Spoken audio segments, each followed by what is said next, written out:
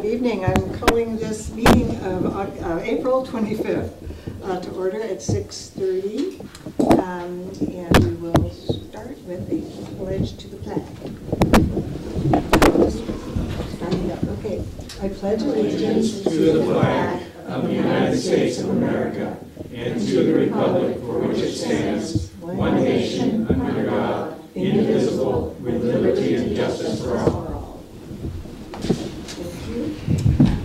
Kathy, would you do our roll call? Councilmember Gonzalez? Here. Yes. Rodriguez? Yes. Mayor Strong? Yes. All right, that was fast. So we're going to, I'm going to suggest a couple of changes in the agenda order. I'd like to move the item 9D1, which is from our Public Works Engineering staff, to the very beginning, and also item 11A, the consideration of a possible position on the single-payer healthcare.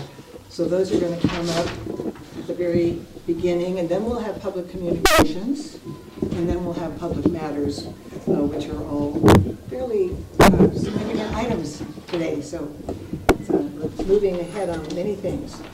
So would you like to introduce item 9? Is there any objection to those changes? No.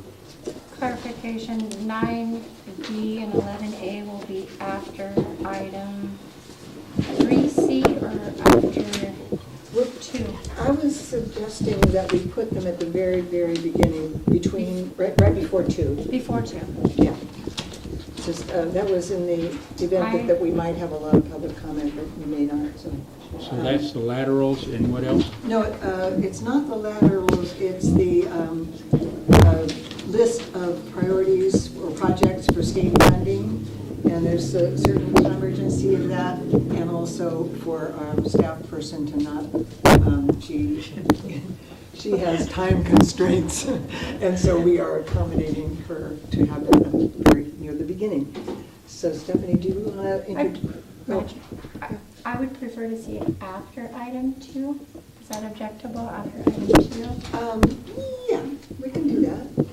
Okay, So- we could do public comments and then those items. Is that all right? Okay, that's all right with me. I was worried that we might have, many public comments, and if we do, we will just, move it along. Okay, so we're going to have first public communications. And so if there are any, we always welcome participation in our meetings. Comments are limited to 3 minutes per person so that everyone is given an opportunity to be heard. To expedite matters and avoid repetition, if there are a large group of people wishing to address us on the same matter, we would request that they appoint a spokesperson. So this item, public communications, is limited to matters that are under the city's jurisdiction but that are not on the posted agenda. Public criticism of the council, commissions, boards, agencies is not prohibited, and we do not take action on these because unless they're agendized, we're not supposed to. But okay, so public communications from yes, and please, if possible, state your name.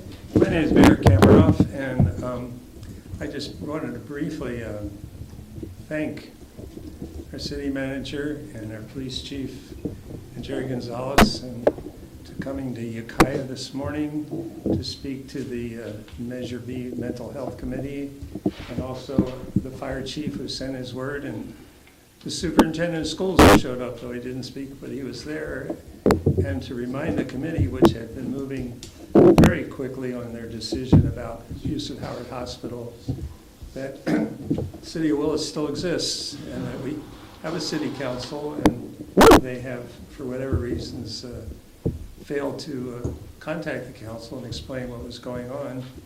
And I also want to thank the Willits News, because it was just 2 weeks ago that they opened the story, and we found out that there was major plans, and somehow in the last week, people got motivated and the city council came down. I think it made a tremendous difference. At the end of the last meeting in Measure B, they were planning today to vote on what they were going to do about Howard Hospital without checking with us. And obviously, it was suddenly not on their agenda today, and I suspect you all had help in doing that. And however we feel about the matter, it's really nice that finally they understand that it'd be nice to come and talk to you all. So thank you for your help. Okay. Would anyone else? Yes. Yes, my name is Barbara Plaza. You're very well aware of who I am. But I'm asking the council today to consider that there needs to be an amendment to the code enforcement with citations to anyone who has a habitual being a habitual complainer. Like John Sherman, he knew before I bought my property about the Schaefers, how they complained in the past. John Sherman was the one who also warned me about Bill Schaefer and Kay Schaefer's mindset against anyone who wanted to develop, the property at 143 Franklin Avenue. I'm asking you to consider an amendment to that habitual complainer. It's cost the city money. It's taken the city's establishment's power in a personal effect against me, with John Sherman being the code enforcer. And also, I want to address the surveillance cameras of Bill Schaefer micromanaging me on my property and using that against me with the code enforcement. You're not aware of none of this because it's all under and behind the scene. I bought my property in 2014 of June 10th when Gonzalez was our chief and knew exactly what was going on, did nothing. So habitual complainers cost the city lots of money, and it causes problems which should not be there. And I like to have it addressed because I've been complained about, and now I'm given 30 days to get off my own property. Who's micromanaging me? Who's telling John Sherman I'm supposedly sleeping on my property? Whose business is it where I lay my head at night?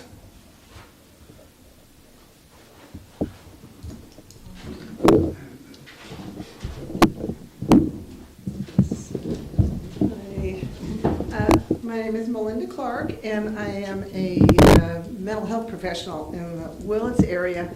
And I want to say that I want to support and do support SB 562. It's California's version of single payer. So Melinda, that is going to be an agendized item. Oh, it is, excuse Yeah, me. if you So wanna wait. I have to wait. Yeah. Oh, okay. It's better because. Will you then- give me a wink and a nod so I'll know when to come back? Okay, are there other people here who would like to address us on items that are not on our agenda that are on your mind? If not, we will move to the other two items that we have moved up on the agenda. The first one is on the agenda is item 9D1. And right after that, we are going to speak to item 11A. And both of those are open to public comment. So Stephanie, do you have any introduction to this? Or is Andrea going to do that? Andrea, I'd like to introduce Andrea Trincato from our engineering division, who will be presenting our report on our SB1 prioritization report, which we need for being able to be qualified for our state grant. Thank you. Yes, staff is requesting adoption of a resolution establishing a project list for fiscal year 18-19 to use the funding for from SB1 Local Streets and Roads Program. Adopting this resolution is a requirement of the program. It needs to be adopted at a regular council meeting before May 1st. And the projects that staff is recommending are the annual traffic striping program and the Creekside stabilization program. And the projected revenue for this year was $28,105. For next year, $88,835. Thank you. Any clarifications required by council or vote?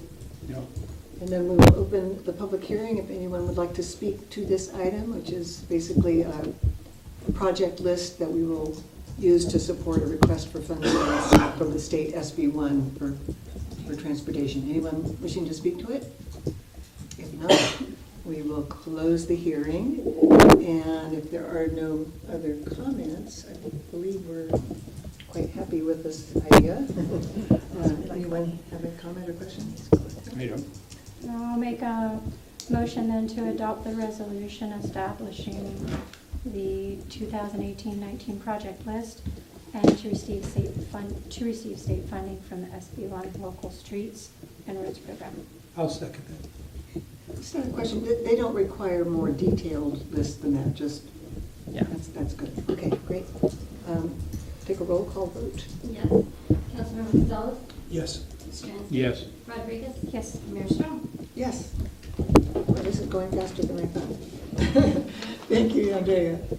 All right, the next item, which we're moving up on the agenda, is 11A, consideration possible direction to staff regarding the support in principle of SB 562, which is a state legislation for single-payer health care for all. And I brought this item up and had concurrence from several council members that they wanted to hear more about it. So there was quite an extensive packet of information, which I will have to go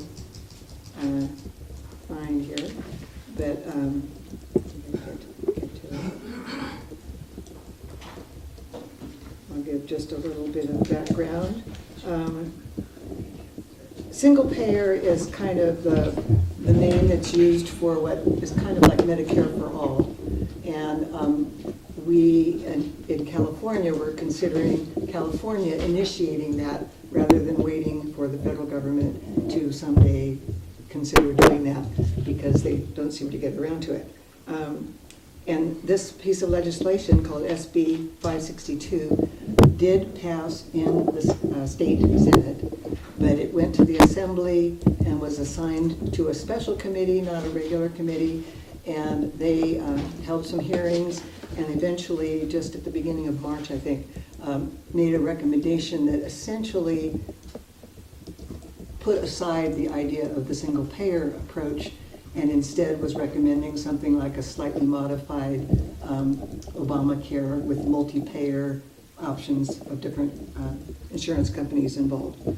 So, and it had a few additional things to address some of the shortcomings of Obamacare, but it did not go towards a single payer system, which would be much more efficient to operate. It's basically like the way Medicare is operated.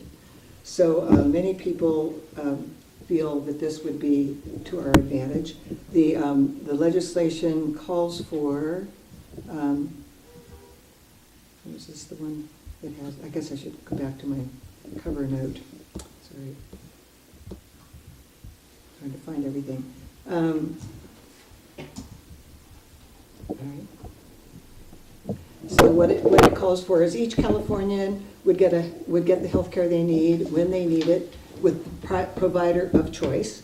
The rates would be, which will replace and improve upon Medi-Cal rates, will be negotiated to guarantee access, cost control, and high-value services. It would lower prescription drug costs because the state would be able to negotiate costs. It is an expected cost savings from reducing administrative bureaucracy. There's quite a bit of information available on how much the insurance companies charge in overhead compared to the government. Is this fair to give this much back? Go ahead. Yeah, Okay, that's fine. I'm just kind of summarizing what was in my report to the council here. The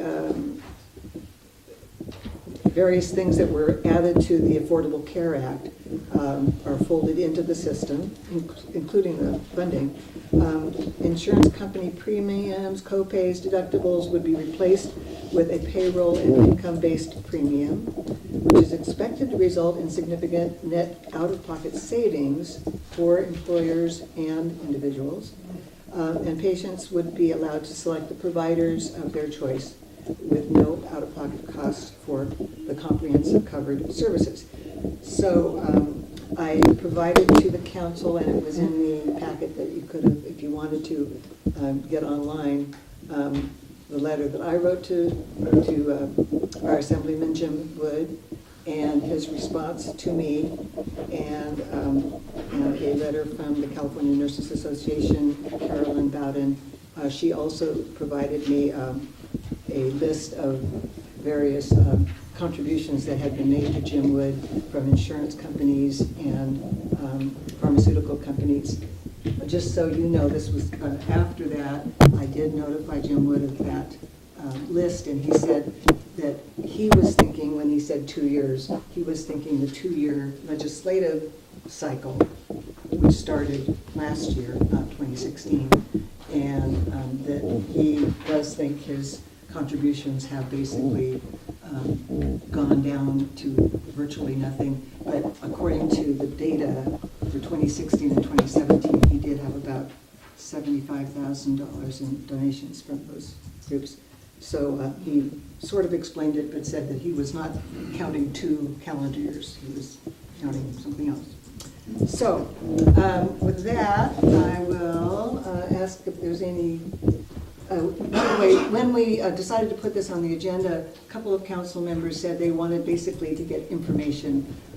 We don't necessarily act on this tonight, but if we're comfortable acting on it tonight, we could vote to send a letter, but if we're not, we don't have to. So I think I will open it up to public comment. So who is here to speak on this? And if you can, again, you have 3 minutes, and you, if possible, state your name. You're not required, but it helps us keep records. Thank you. Good, I'm back. You're back. I am here to recommend that we do sign a letter. I'm struck as much as anything that this is the only developed country in the whole wide world that doesn't have health care for everybody. And I think that's really distasteful. It's actually shocking and embarrassing. We have plenty of money, and we don't seem to think that everybody should be able to have health care. As a marriage and family therapist, I use insurance companies all the time, and I have a lot of people who are able to use Medi-Cal, for instance, and it works beautifully.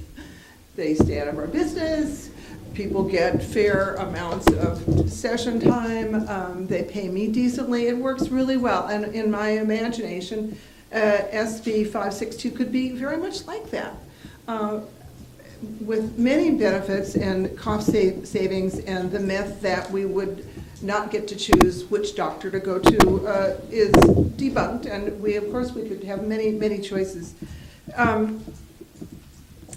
The people who come into my office with Medi-Cal do really well. The people who come into my office with Anthem, Blue Cross, Blue Shield, all these other ones, Tri Care if they're with the military, they're sort of lucky, except that they might have a huge deductible. A family that can ill afford that is sort of, what are we going to do now? A lot of people don't get to have services. And when someone in this area doesn't get mental health services, it affects the schools, it affects who you're driving next to on the highway, it affects employability, it affects physical health, it affects all of it. So we're talking about parity, mental health and medical health. It all is in the same ball of wax. But so many employers don't offer insurances, and people, they just don't get help. I'm here to urge the Willits City Council to speak up as a local voice for health care for all. At present, SB 562 seems to be stuck in committee. Our local Assemblyman Jim Woods has not backed it. That's quick. Many other cities are voicing, including this city of Oakland. We could be speaking up now when our democracy under this present administration is a little shaky. So let's have local voice. Let's have it. Thank you very much, everybody.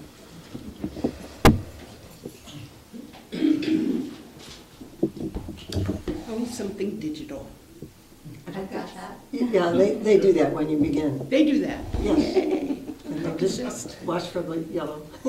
I'm Judy Burtis. I'm an occupational therapist, retired.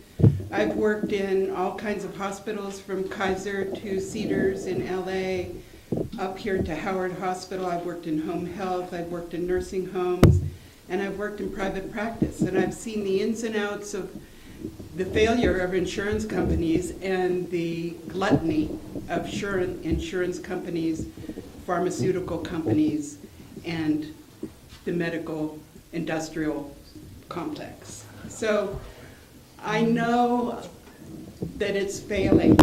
You know, I wanted to read one thing from an article that I will hand out to all of you. He's talking about corporations mining other corporations by buying them up and making that purchased corporation pay for itself. And Leopold says, the healthcare sector has 3 financial strip mining operations: medical technology, pharmaceuticals, and insurance. Our per capita healthcare costs in the US are more than double than the highest cost in Europe. The reason for this is that so much wealth is being extracted by these 3 giant sectors of the healthcare industry.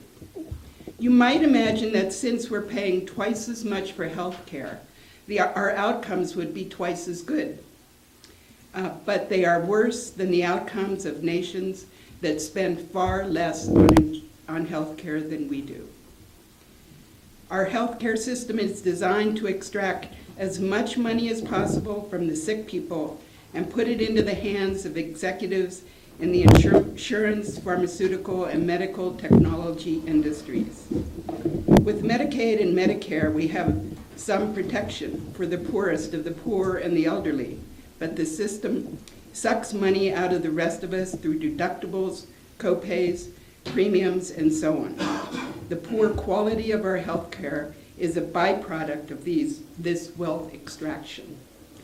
I think that puts it nicely in a little peanut for you, and I will hand this article out to you. It's really a systemic problem, and I think we have to do a grassroots letter to Wood to ask him to move it through the assembly. Thank you. Thank you. That was just a warning laugh. You could have had another sentence. Thank you.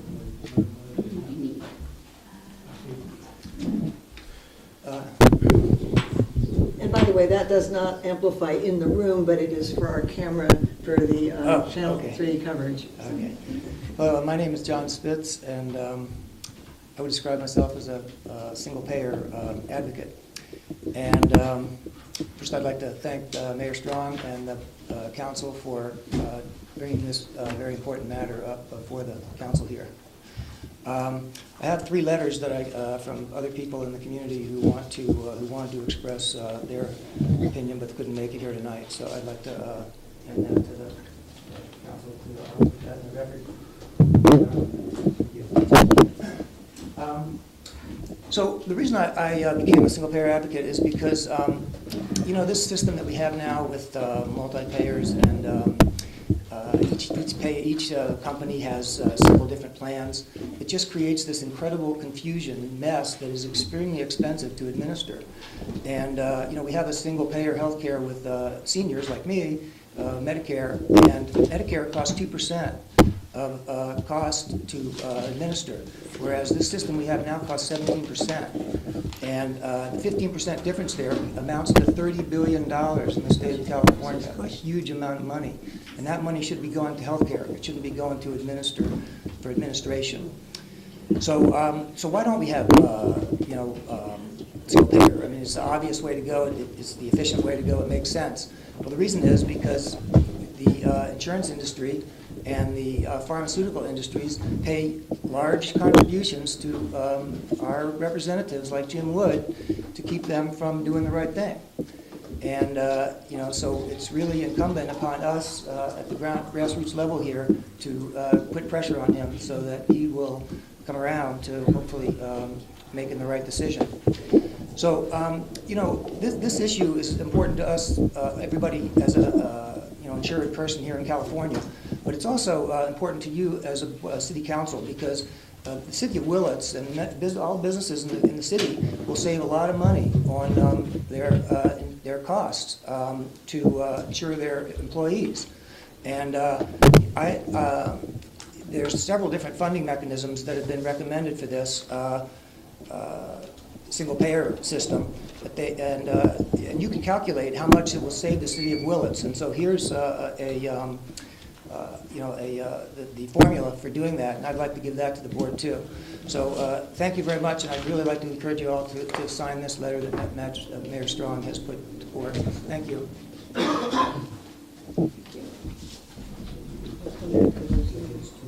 Who else would like to speak?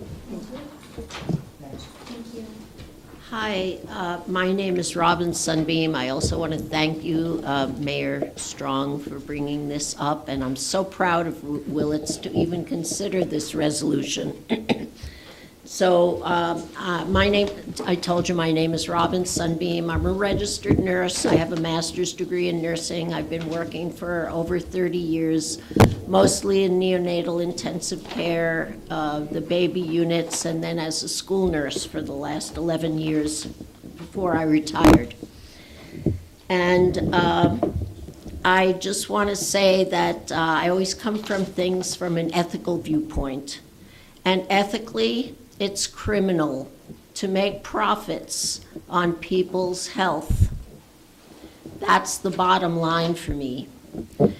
And, the difference between single payer and the ACA, or what we have, is basically cutting out the profits of this and the bonuses for the CEOs of insurance companies.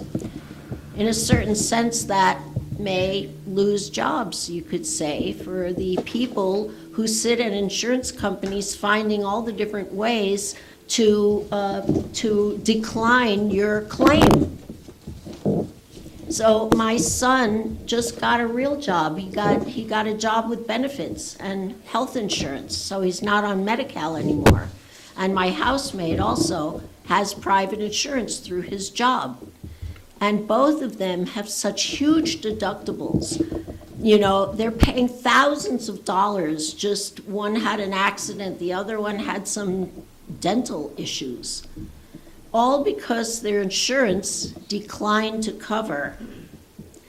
And so with a single payer, everybody would get access, equal access. Another part, one of the reasons we have such terrible outcomes, even though we pay double what someone said, we pay double the highly invested other nation, is racism. It's a huge issue in the medical field, and I've witnessed it over and over again. And in Japan, when a Japanese woman gets pregnant, the Japanese government reaches out to her and says, well, you're bringing a new Japanese citizen into the world, so what can we do for you? But if a black person in this country or a Native American in this country, our insurance, our medical system doesn't reach out to them and congratulate them. And so I am in favor of SB 562. I also want to add that our Senator, Mike McGuire, was a co-sponsor, and he has vowed not to take corporate donations. Thank you. Thank you for saying that. Others who would like to speak to this item? Yes, please, Yes. go ahead.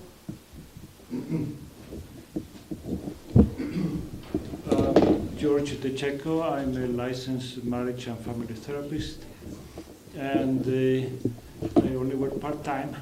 So I have Medicare Part B, which apparently is not very useful without all the extra insurance. So my friends think I'm crazy just riding bareback on Part B.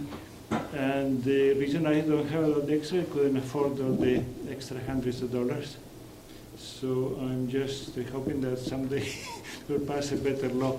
I spent 5 years in Canada, and I remember walking into the doctor's office, and the word billing was not mentioned. I had my affairs taken care of, and you had to pay. And nobody thought it was extravagant largesse on the part of the Canadian government to afford that free medical care. So the reasons that I support SB 562 and your letter to Mr. Wood is that the tremendous horror stories that I hear when I'm out canvassing for SB 562 or the rallies, people who come and speak their piece, and tremendous experiences of denial of service, denial of payment, and I think it's a matter of justice. If we stand for justice for all, as I heard recently, then I think we should support SB 562. Thank you for your time. Thank you.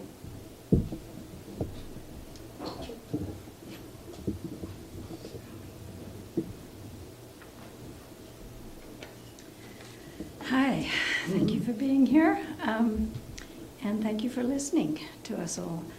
My name is Sally Rolacek, and I live in Willits. And single-payer health insurance, I'm here to tell you that it works. Sorry.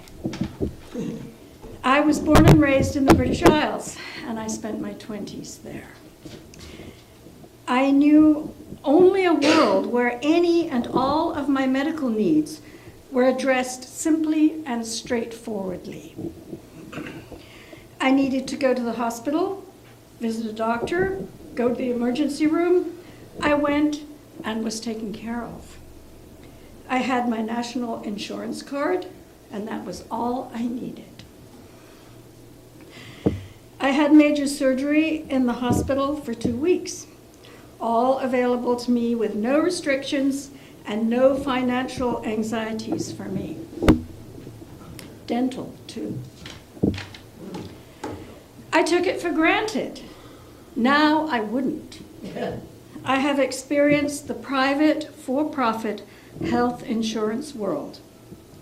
I know which takes care of me better. I am proud of the British National Health System, as are almost all Brits. Regardless of political leanings, they love their National Health Service and do not want to lose it.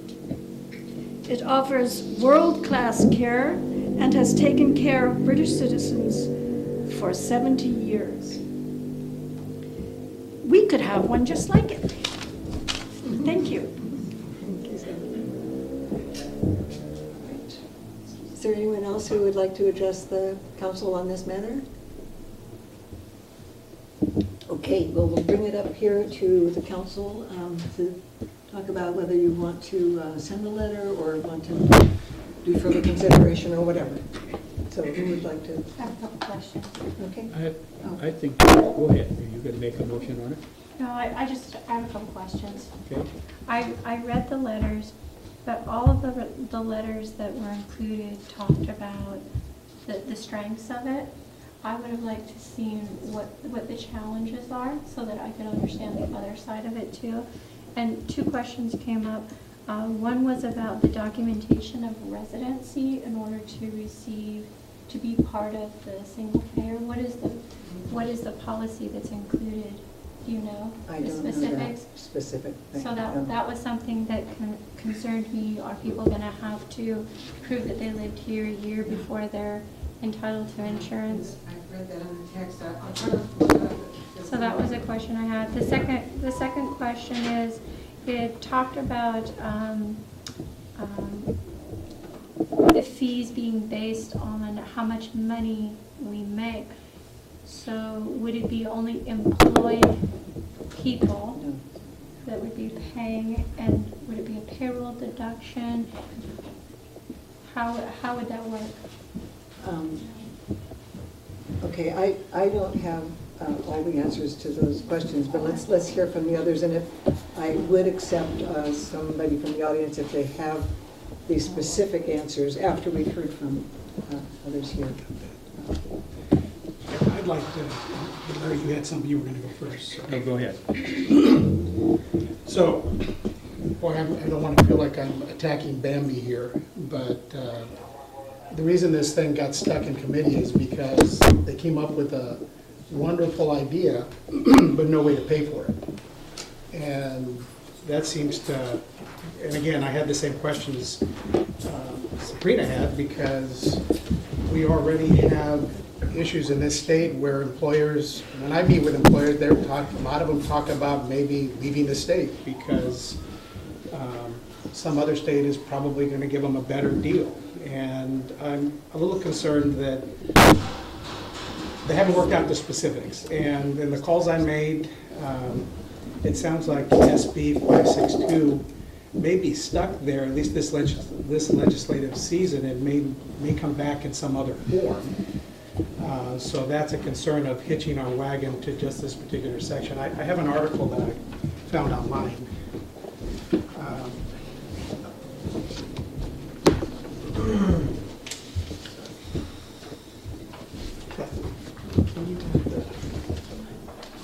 Press one and yours.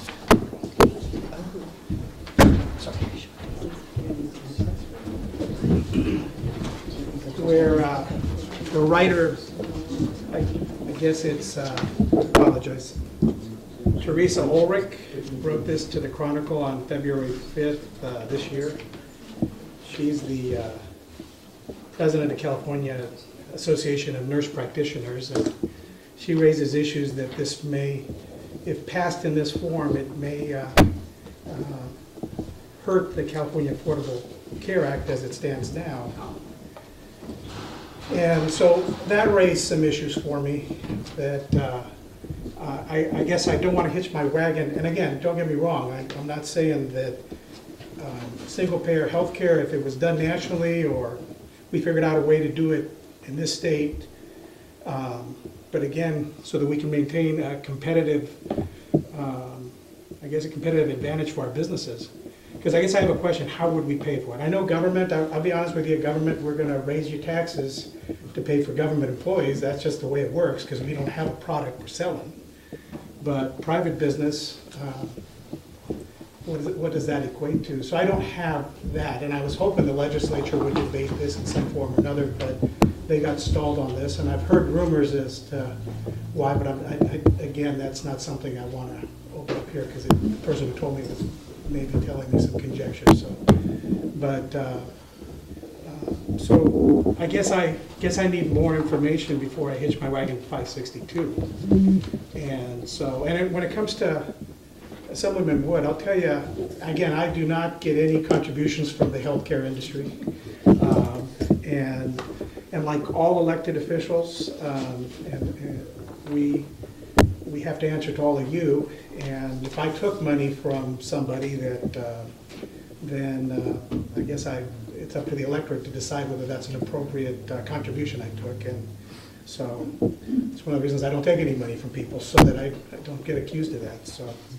So those are the issues I guess I'm raising. That I guess this raises that there's more questions out there that I don't have the answers to, and maybe a better way to deal with this is Wood and McGuire have probably been the most approachable legislators in the history of that I've been associated with the city. Prior to that, anybody got elected, we never saw him after the election.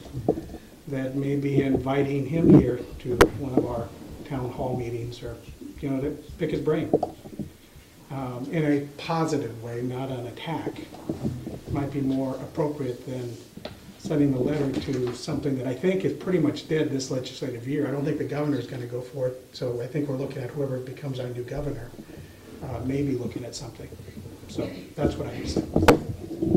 Yes, that's what I was going to ask, is who's going to pay for it, and obviously we don't have that information today for us, right? It's a payroll deduction. You'll need to come up and talk here. Yeah, I'll do a little answer, and then I would appreciate, normally we close the hearing, but if there's something really relevant that comes up, I like to allow people, if they're able to respond to a specific thing that came up, then I guess maybe John would be the right person. But I think that the idea of the funding is that it would be, we in California, everybody, is already paying a huge amount for health insurance. Every private employer is paying huge amounts, and the fact that it's 17% overhead and profit instead of 2% is part of why those premiums are so high. And they're not really getting really good coverage either. So the money is being spent. It's just not being spent on a very efficient system. The idea of SB 562 is that that the state would basically use those same sources of funding, which include the employer contributions and also federal contributions, and that would be put in a separate fund, so it wouldn't be part of the general fund, and then hopefully, some people think it wouldn't be subject to the GAN limits or the Prop 91 limits, because it is a separate earmarked fund, and therefore isn't a part of the general fund, so it's arguable about how the legality of, of some of the state limits on funding programs at the state. But opponents of the single payer say that it should be possible to structure this in a way that meets those requirements, that is not part of the general fund.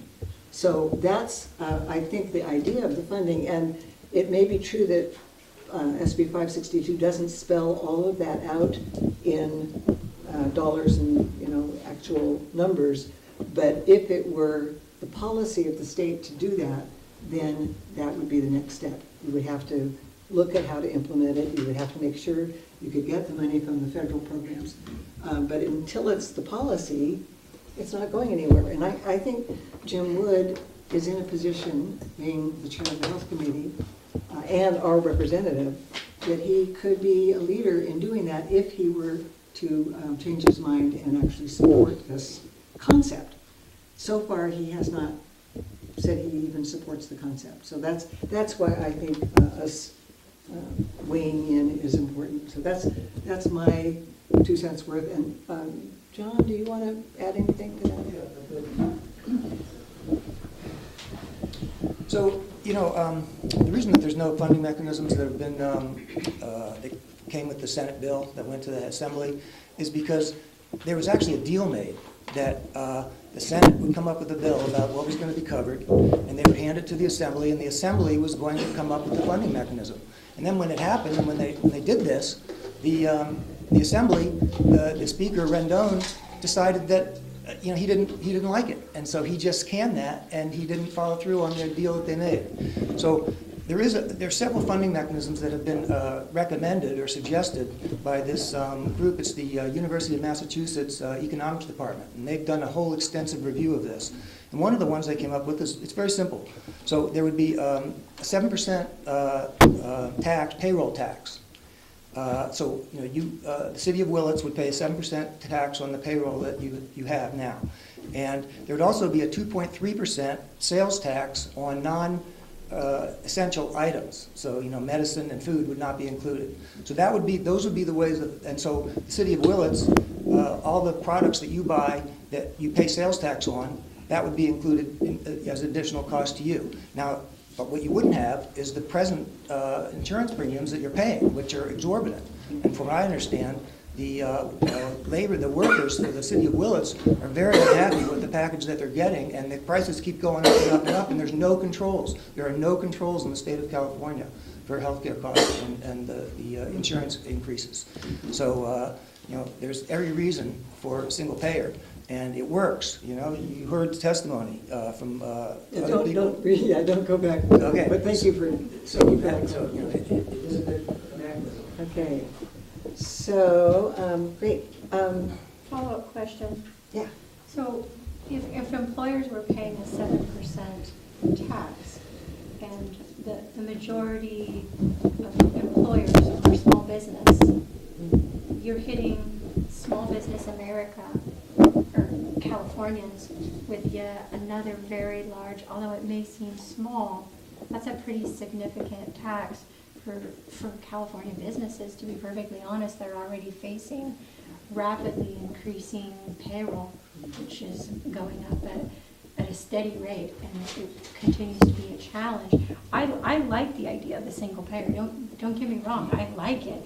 I'm just trying to figure out like how is it going to work? I want to understand the pros and the cons of something before I support it. It's not that I do or don't support it. I just don't fully understand how it would work. And I was like, I'm willing to hear more information. It doesn't sound like this is a rush topic, right?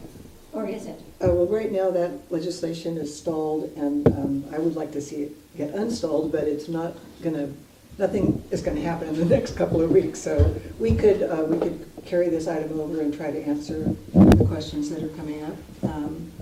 And it isn't our job to solve the problems. It is really the state government's bailiwick. But yeah. Oh, and Melinda, you said you might have a Just to add, specific. yeah, Sabrina, this, and you said too, Jerry, would it disrupt Obamacare at all? No. Under this plan, coverage would be available to all California residents regardless of immigration status. So, safe. Well, how would residency be established? I don't know. I hear you there, but then the next question will be, well, for example, if you want to attend a community college, you have to show that you've lived here for a year. What will be the policy that's included in this? Will people have to show that they have lived here for a year? I'm just curious. I'd like more information. I believe in Europe, under those systems, and maybe in Canada as well, if you're there and you need health care, you're covered. And I just can't, morally understand somebody coming to the hospital with bleeding or, broken legs or whatever, and you say, well, do you have insurance, and where do you live? And, oh, I'm sorry. Bye. Well, I can't imagine that. I don't think that happens now. I think you come in, they'll treat you, but the issue is gonna be you might leave with a bill eventually that you'll have to take care of. And I guess I'm of the same mind as Sabrina, that I think in concept, I think it's great, but I gotta tell you, it's always, how are we gonna pay for it? And how's it gonna affect, like, whether it's the businesses, or are we going to see folks, we have this Shangri-La here, and all of a sudden we get folks coming here for free healthcare because we're not gonna turn them away. And then how are our employers gonna deal with it? I guess that's a discussion I wanna see at the state level, because I gotta tell you, it's not gonna be, sorry Sabrina, it's not gonna be the little business that's gonna have that discussion. It's gonna be the big business that's gonna say, yeah, I think we would prefer this to not, paying Aetna or Blue Cross or Blue Shield. This would be better, but I could also see some businesses going, well, it doesn't sound like you've worked out all the kinks, and Nevada's offered me a better deal where I don't get taxed as high. I mean, I gotta tell you, you walk into the Carson Valley right now and it's being developed like crazy. And a lot of those businesses are former California businesses. I think what we're saying is we just want to feel fully informed before we may see what the challenges are, and we're like, okay, we're willing to accept that those are the challenges, but I want to hear both sides of the argument and then feel fully informed to make a decision. Does that make sense? That makes sense, and I think we're going to close this now. What I'm hearing is that we're not ready to make any decisions or sign any letters, and that's fine. I think it's been really good to bring this up and hear, inform ourselves about it. And if we have some specific follow-up, I will ask again whether we want to put it back on the agenda. But I feel very satisfied that we've heard some very good arguments here. I'm happy for that. I wanted to ask, I know that there was an emergency. Do we need to take a short break so that you can address that, or are we okay to? I don't think so at this time. We're okay? Okay. Is that right? Okay, so we're not taking any action, but we had a nice discussion.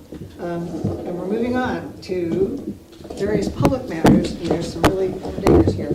So the first one is a discussion of possible action to approve an agreement authorizing the Willits Farmers Market to operate in the city public parking lot on Main Street. Thank you all for coming.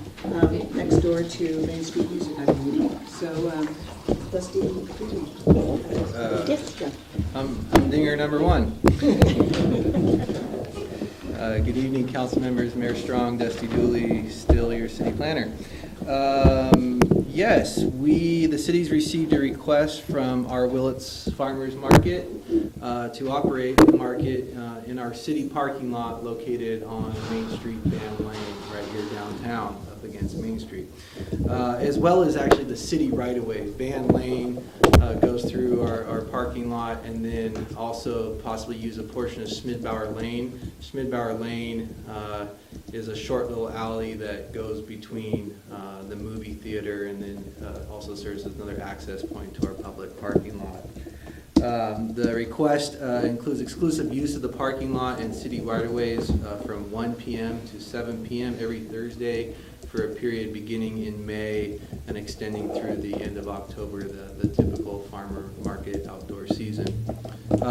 Just real quickly, what you should have with your packet today, accompanying the agenda summary, is a site plan that was provided by by the farmers market manager, Mr. Michael Foley, who's with us today.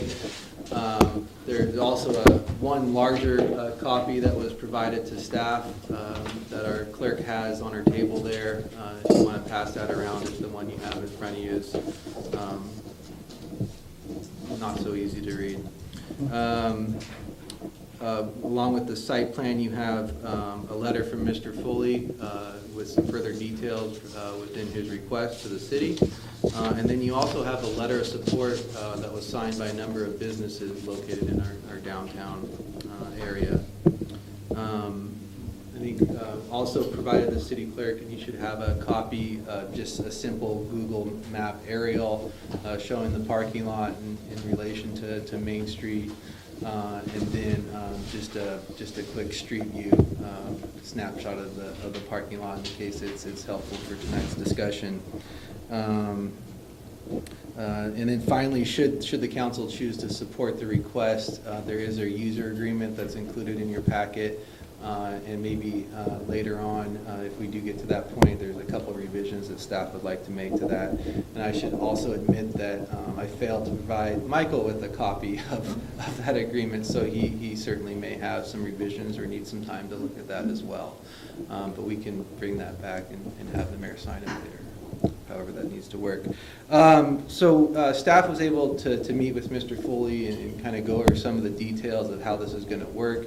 It's not the biggest area. It's a little bit of a confined space, more so than they're probably used to. So there is going to be some additional planning that's going to need to occur to ensure that happens correctly without causing too many impacts.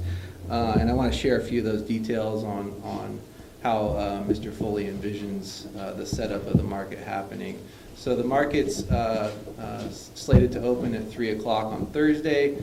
The day before that Wednesday, Mr. Foley is looking to establish some barricades within the parking lot that would not interfere with the public's ability to use any of the parking spaces, but would certainly notify them of the restriction on parking the following day.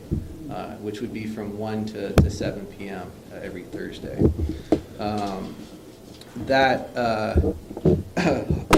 That next day, starting around noon, they would be looking to block entrances both into the parking lot for Van Lane and Schmidbauer Lane. They would have a dedicated member of the market stationed there to ensure that vendors can arrive and start setting up in the parking lot. But again, reminding the public that it's not available as a public parking lot for that limited time. Cones and signs would also be put out. Once everyone's set up and the farmers market's ready to go, there would be not permanent, but barricades would be put at the entrances to both Van Lane and Schmidbauer Lane to block the public from driving into the farmers market while it's active. We have worked with our emergency service providers to ensure that emergency service access is maintained at all times. Let's see. Staff understands that the market has met with the owner of Main Street Music and that they have permission to use the restroom within that facility. Staff is recommending that they also establish an additional portable bathroom The reasoning being, we could anticipate, over 100 people being at the market at any given time, and one restroom may not prove to be sufficient.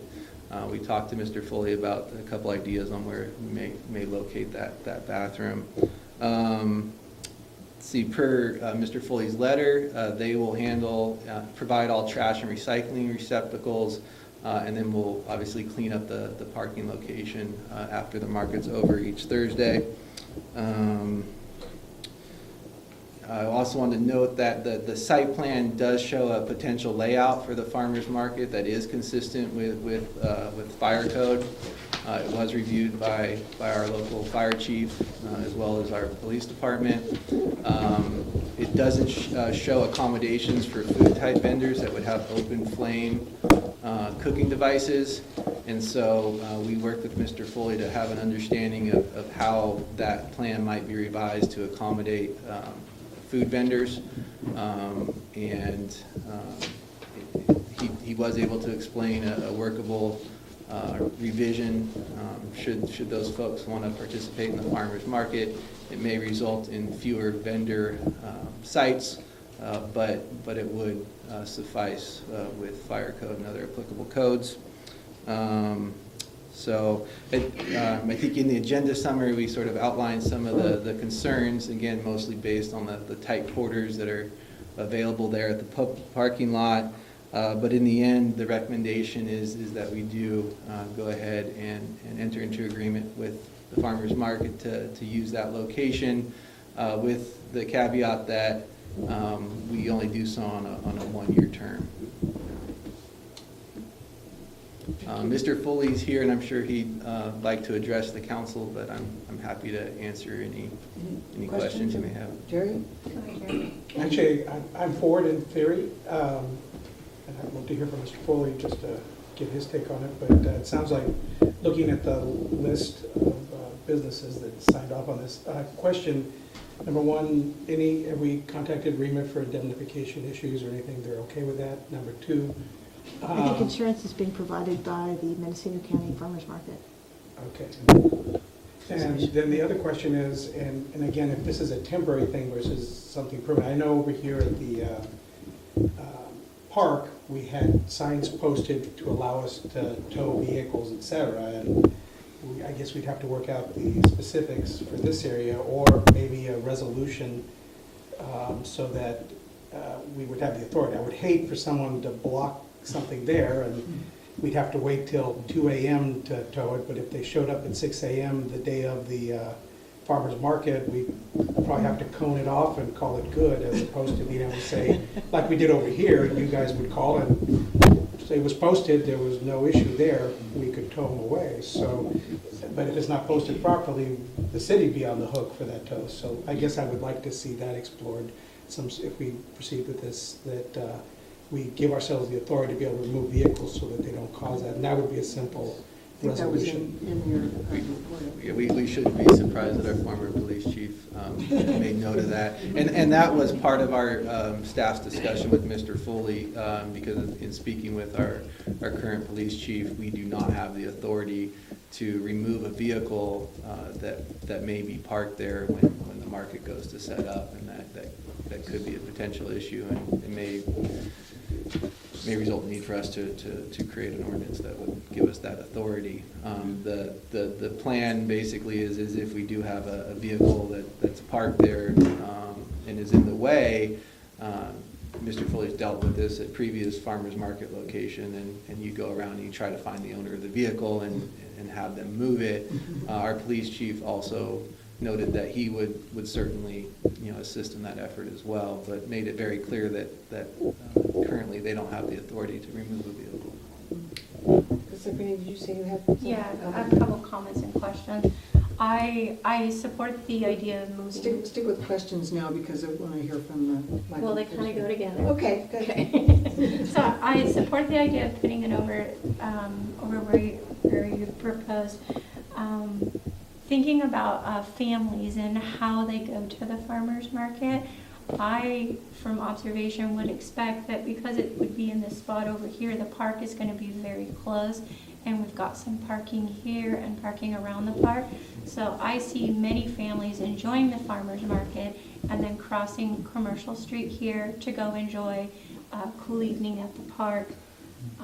And so my question would be, is there some way that we can remind drivers to slow down, knowing that many families are going to be crossing, or potential families could be crossing that Commercial Street, and often, you know, I'm just right over here across the street with my business, and I see people often driving too fast through there. And we want to encourage that foot traffic. We'd love for people to use the park and enjoy the farmer's market at the same time. And then thinking forward in the fact that, let's say farmer's market is doing well in this space, having a growth plan and thinking, okay, if it does well here and you want to add artisans or you want to add music to really broaden the experience, is the city, or and also is it the vision of this group to maybe add something to the park where you would have food vendors over there, or you would have music, or artisans, you know, people throwing clay, whatever the case may be. And have you partnered or looked at partnerships with the Center for the Arts? So yeah, lots of thoughts, ideas, questions. I have a business right in the area, and the thing that I have seen, and I definitely support it, I signed this, that for Kimberly's, that we would like to have it. The thing that I have seen in different times that they have closed the parking lot down is people tend to congregate in front on the sidewalk in front of the farmer's market, and I don't know if they do that, but other things that have happened that way, and you can't get down the sidewalk because all of the people are there, and if you wanna walk, you know, to the restroom, there's no way to get there because there's just solid pack, and that's one of the things that I don't think have been addressed, and we need to do that. Another thing is that what they do, like on Frontier Days and whatever, is they just close that parking lot down the whole day. I mean, and when you come in the morning, there's a barrier there and you can't get into it. And that way, it leaves it so that you don't have to worry about the cars and this kind of thing. And that works for the day. And everybody that parks in there has to figure out another way to park. Those are the two things that I have that I have noticed, and I really would like to have it, and I would like to have it work well. But I do think that the two things about the congregating people and who are going to take care of that, and it's always not the people that go to the farmer's market, but it's different people that are just congregating, and that seems to be a problem. I'll just leave it at that.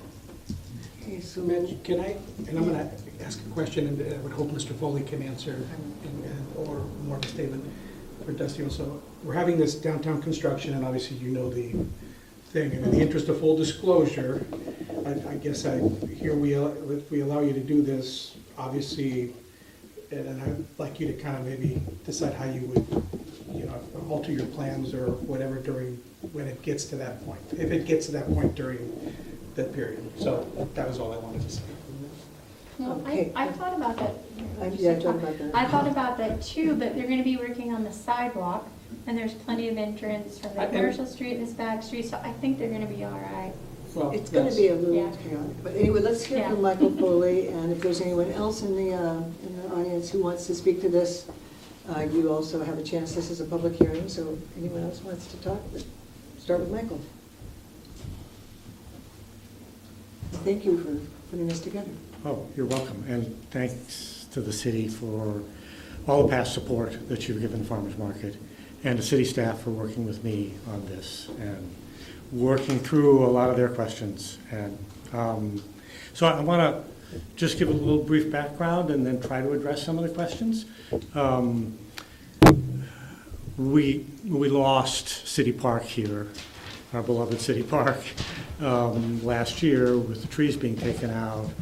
And I was told this morning by the Director of Public Works that we couldn't move back there this year at any rate, because the trees are so new and because the landscaping is such that we can't set up on the park side of the sidewalk. So that is an issue. We got a temporary through the city, again, through the help of the city, we got a temporary location down at Rec Grove Park. It had some advantages, but it was our worst year ever. And the general consensus was too far from town. So I've been considering alternatives for the last year. And it was actually downtown merchants who came to me and said, we want you downtown. Because they saw a positive synergy there between farmers market and the customers we brought and downtown businesses. And from the point of view of farmers market and our vendors, we saw the potential of drawing in more people by being more visible on Main Street. And so I jumped on that and considered various alternatives downtown. And this is the one that looked the most feasible. A lot of people have pointed us to the corner of Commercial and Main Street, but the property owner there has been approached 4 times by 4 different people and said no 4 times. So I think that is just not a possibility. So this is where we are. We're supposed to start next week outdoors. This got to take a longer time than anticipated, and so we're up against it. We have an alternative. We can stay at the Grange for another week or 2, but it would be nice to have it settled. The parking issue that you raised, as you know, we've dealt with it before here in the park. All the years that I've been market manager or involved with the market over at the park, we've had incidences maybe a couple of times a year. Mostly I arrive at 1 o'clock, I'm able to find the party, they're able to move. But in a couple cases, they were not able to move. And the police department wasn't able to find them and didn't have time to tow. So no one has ever been towed. Actually, there were people that were towed. There were people that were towed? Yes. Really? One people. time? It must have No, I been. would say 3 times in the time I was chief. I know that a couple Sometimes times they people were moved, booted. Yeah, some of them moved before the tow truck got there. Right, okay, all right, so we got there okay. So- Otherwise, they've just been penned in, and that's just part of the price of doing business. It would be the same in the Rexall parking lot, or in the Commercial Street parking lot, or just about any place we would face that issue. And we faced it before and dealt with it. So that's, yeah, go ahead. And I guess I would entertain a resolution down the road to give you the authority, just so that, I think here, a lot of people move because even when they were like, why do we have to move? Well, we could tow you, and it gave you that authority, so that when you said, look, if you don't move, they're gonna tow you, and so. And the city does have 2 signs that it could recycle from over here on State Street. It could just unscrew them, It's unbolt actually them. not a new resolution, it would just, actually, it's not a new ordinance, it would just be a resolution to authorize during a certain period. So I don't think it'd be that difficult. Yeah. Sabrina asked about growth plan. There is enough room in that space, however constricted, for us to grow a little bit.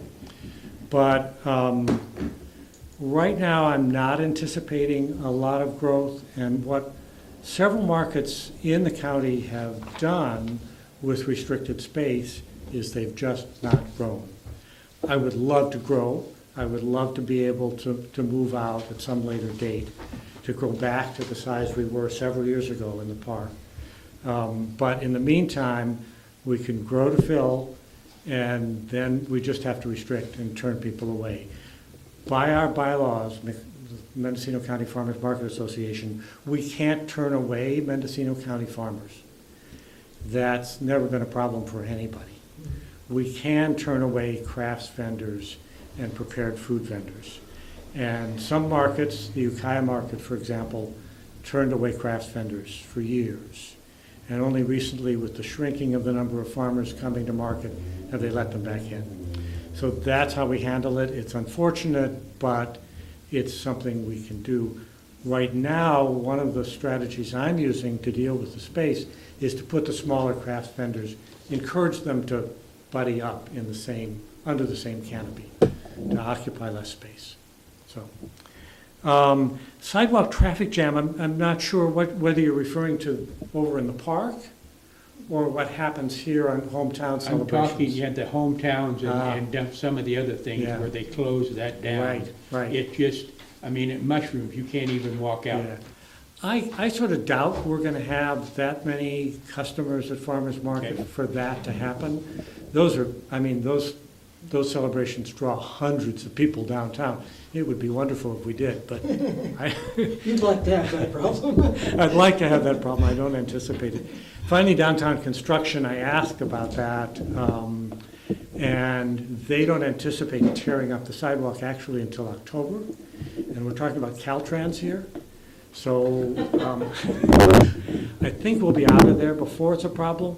If it's a problem, there are the alternative entrances, and we will probably take a loss on those days, as we do during Frontier Days. Typically, people are off doing other things, and they don't get to us. So those are my brief answers to the questions that have been raised so far. Thank you. Anybody else from the public want to speak to this? Any other questions from council members? There are other things on that agreement. Yeah. A couple of things that are left on that agreement that I want to be careful about. The business license piece of it says all prepared food and non-food vendors require an individual business license from the city of Willits. There was an attempt to impose that last year. Several of the vendors objected because they had business licenses elsewhere, including from the county. And so the city manager talked to the city of Fort Bragg, which doesn't, I think, require those business licenses, and of Ukiah, and decided not to pursue that matter with the Willits vendors. So I don't know what you want to do with it, but it's been tried once and then withdrawn.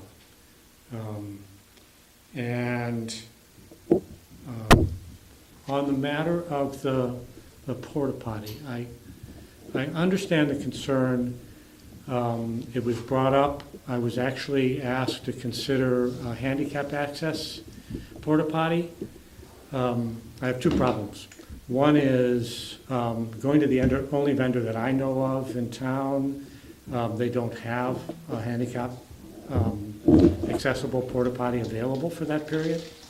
They're occupied elsewhere. The other one is the expense. The cost for the 6 months would be almost half of my annual operating budget. We operate on a shoestring. $830 just would be a big hit. As far as I can tell from being in there this morning, the public restroom in Main Street Music and Video is handicap accessible. It seems to be equipped, and I think maybe Linda can speak to this. Yeah. So those are the other things that I have. Dusty, did you have any other comment about the specific conditions or what Michael just raised? Just going off, so I basically in a haste sort of quickly revised the previous agreement and tried to match it up to the parking lot. I don't have awareness of what Mr. Foley mentioned about City of Fort Bragg not requiring business license and relief that the previous city manager provide.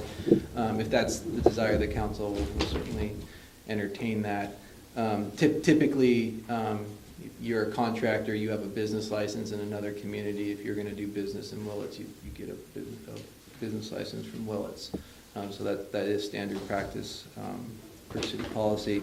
And then our building officials double checking if we did require an additional portable bathroom, whether or not it would need to be a handicapped one. It may be that it could just be a regular one.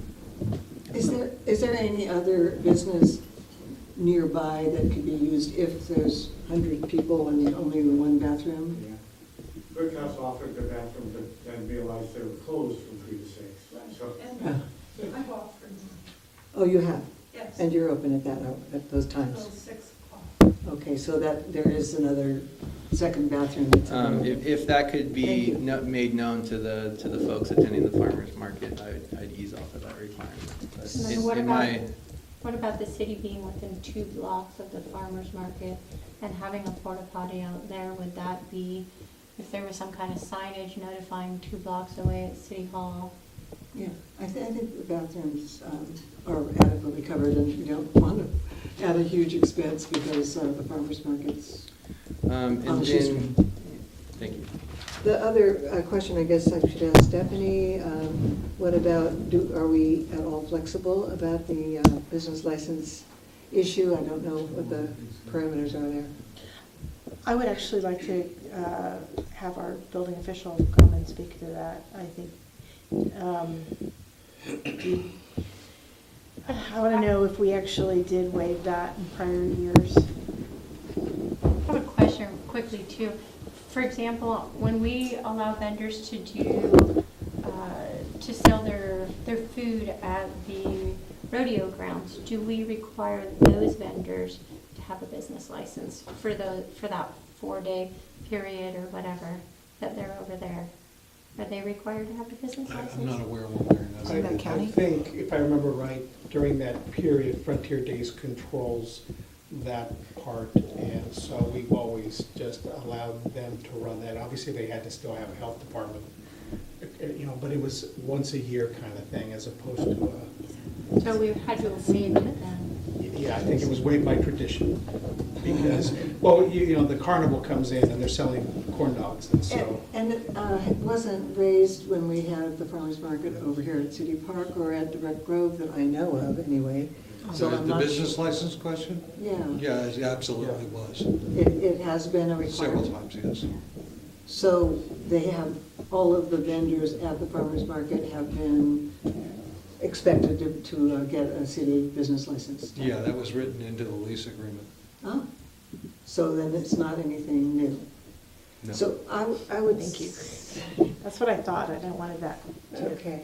I am not wanting to hobble these very small craftspeople and food vendors with unnecessary red tape, but unless there is some overriding reason, I think we want to treat everybody equal. That's the point. We have a business license ordinance, and it requires all persons conducting business to have a license. It's a nominal fee. I don't think we're talking about really very much money at all. But it would not be fair to the merchants and the grocery stores and the others who pay such fees if we don't, I think, apply it to all, unless there's been some past practice that I'm not aware of. Yeah, and also it is only, if it's not the same as a full-time business that's open 5 days a week or 6 days a week, it is only once a week, but I think it's important to be equitable in our The law. past practice is this never came up until we moved to Red Grove Park. That is, there was no requirement to compose. I'm sorry, No one came and visited the market and talked to vendors and said you have to have a business license. It didn't happen. I'm sorry, but I have to disagree. I personally went through there. The issue, when I've done it 2 separate times, one at Snyder Park and one at Red Grove, is I simply got stood off. Basically told, no, we're not going to do that, or ignored. And at one point, I really didn't have the time to go pursue that over and over. Now, Mr. Foley had a separate discussion with Adrian Moore I was not aware of. My instructions from Adrian Moore was our city ordinance requires that they have business licenses. It's my job to go enforce that and get them to sign up. To my knowledge, we never had any real success in making that happen. So. Okay, yes, Jerry? Procedural wise, at some point you'll open up the public hearing, or did we open it up I already?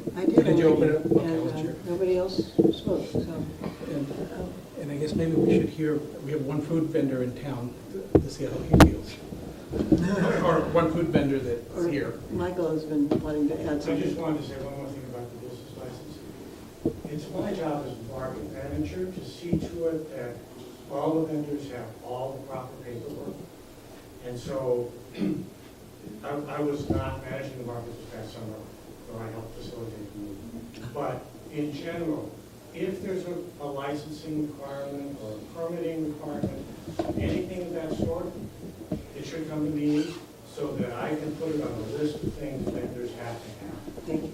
Temporary food facility permit, a CPC from the Ag Department, et cetera, et cetera. Okay. So that's just Thank you. procedure. That's good clarification. And yes? And I just was going to go over, our city attorney was able to review the use agreement and is recommending a change or an addition. And it's basically just to better identify the parking lot in question. And so the recommended change is that we add a new paragraph number 1 and then renumber everything subsequently, entitled License to Use City Parking Lot. And then the text would be, the city hereby grants to licensee a revocable license to the exclusive use of the existing city parking lot encompassed by APN 005-211-01. I don't think we have an official address for the parking lot. 21101, to operate a seasonal farmers market on the days and times provided herein in accordance with the terms of this agreement. Licensee understands that the city reserves the right, and then this is where we, that encompasses APN to operate a seasonal farmers market on the days and times provided here in accordance with the terms of this agreement.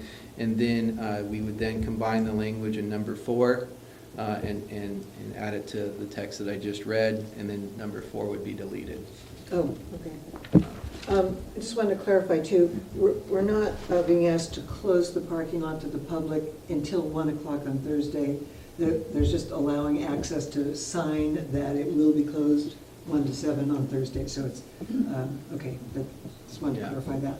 And then just a couple other just quick corrections under number 7, which would be where it says 1, 2, 3, third line down, appropriate use as a public use and recreational event facility.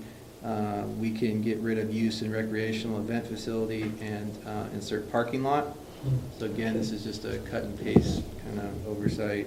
And then under number 13, fees, it says instead of the cost of the city of maintaining, and it goes on to say park improvements, opening, closing interior driveways at Rec Road Park, we could just delete, after maintaining, delete the rest of number 13 and just insert the words the public parking lot.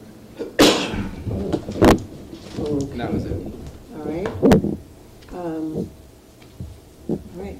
So, I have a motion from somebody here? I'll also move the recommended action.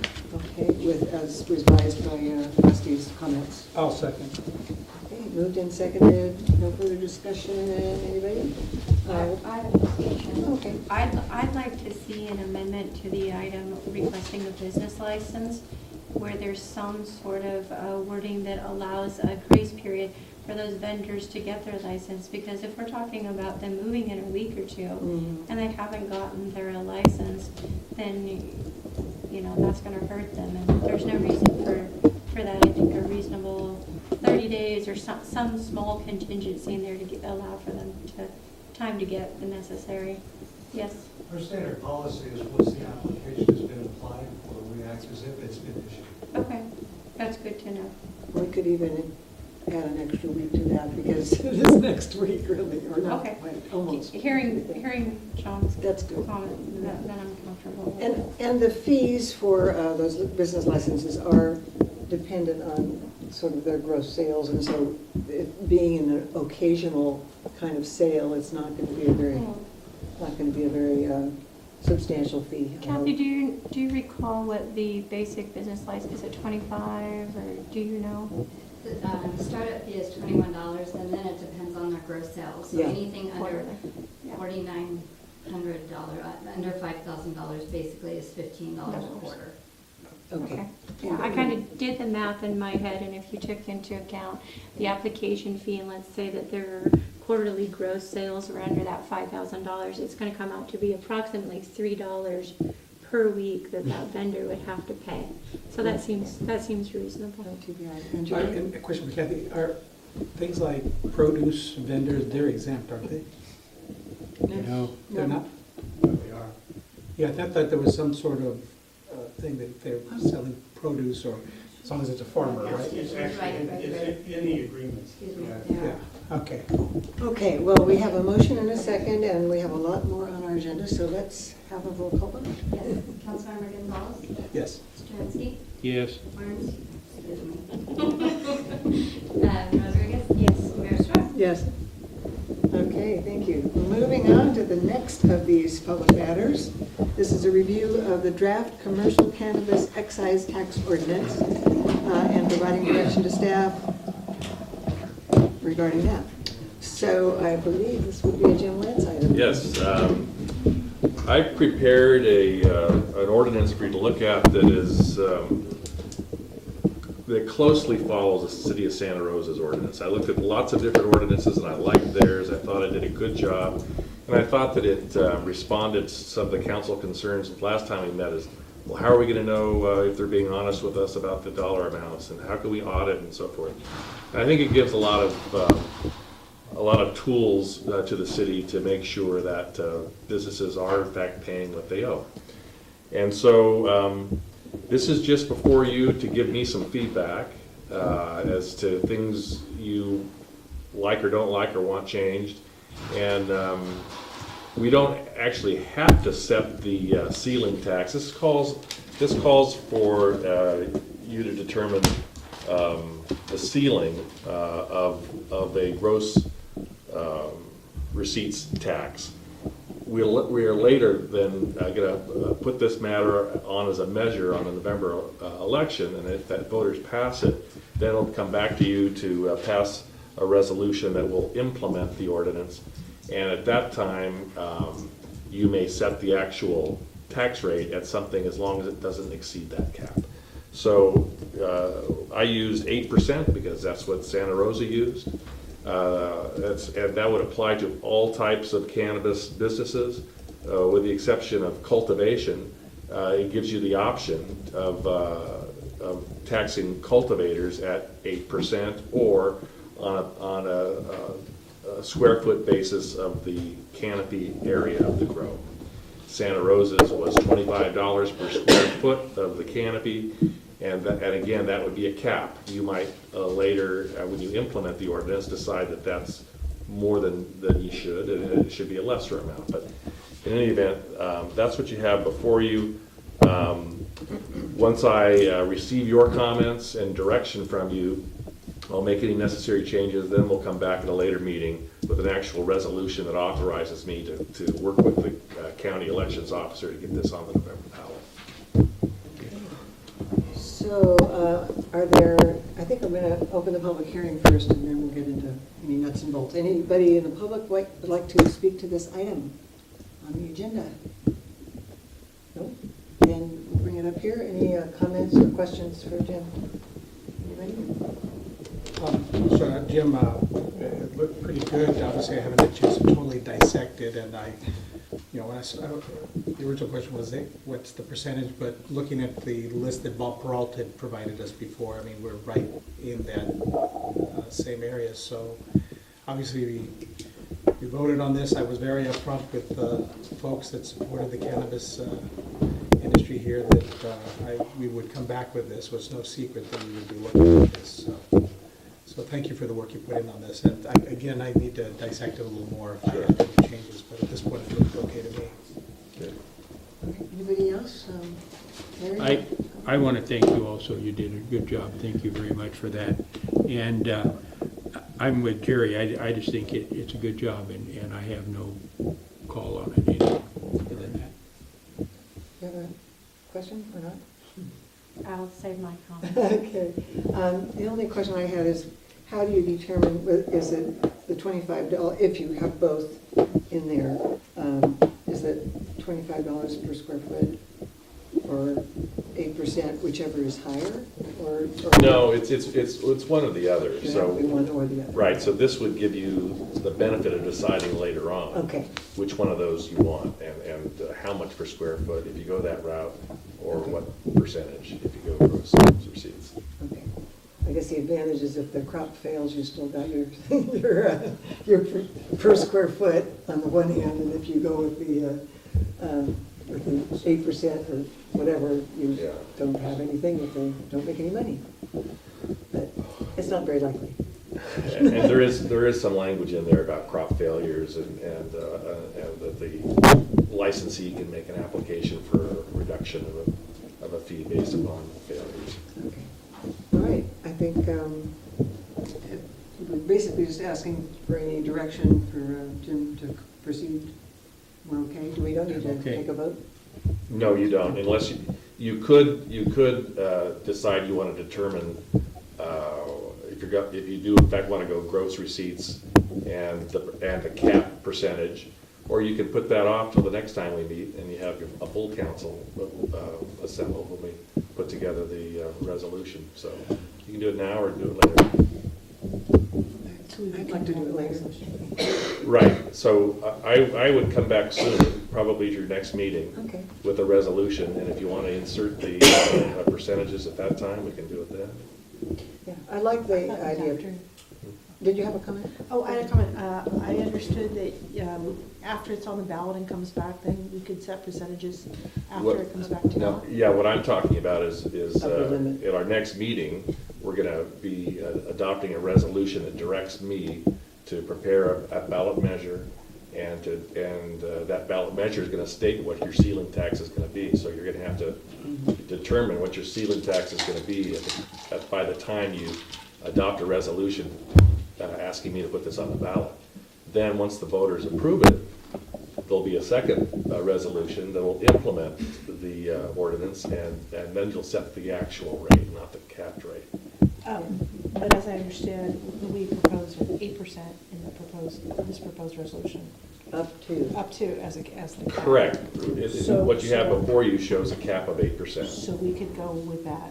You could go with that. So I guess, my only concern in setting the cap, well, obviously we have to do that, but is any perception on the part of voters that if it says up to 8%, that's what they're going to charge, and they might think that's too high.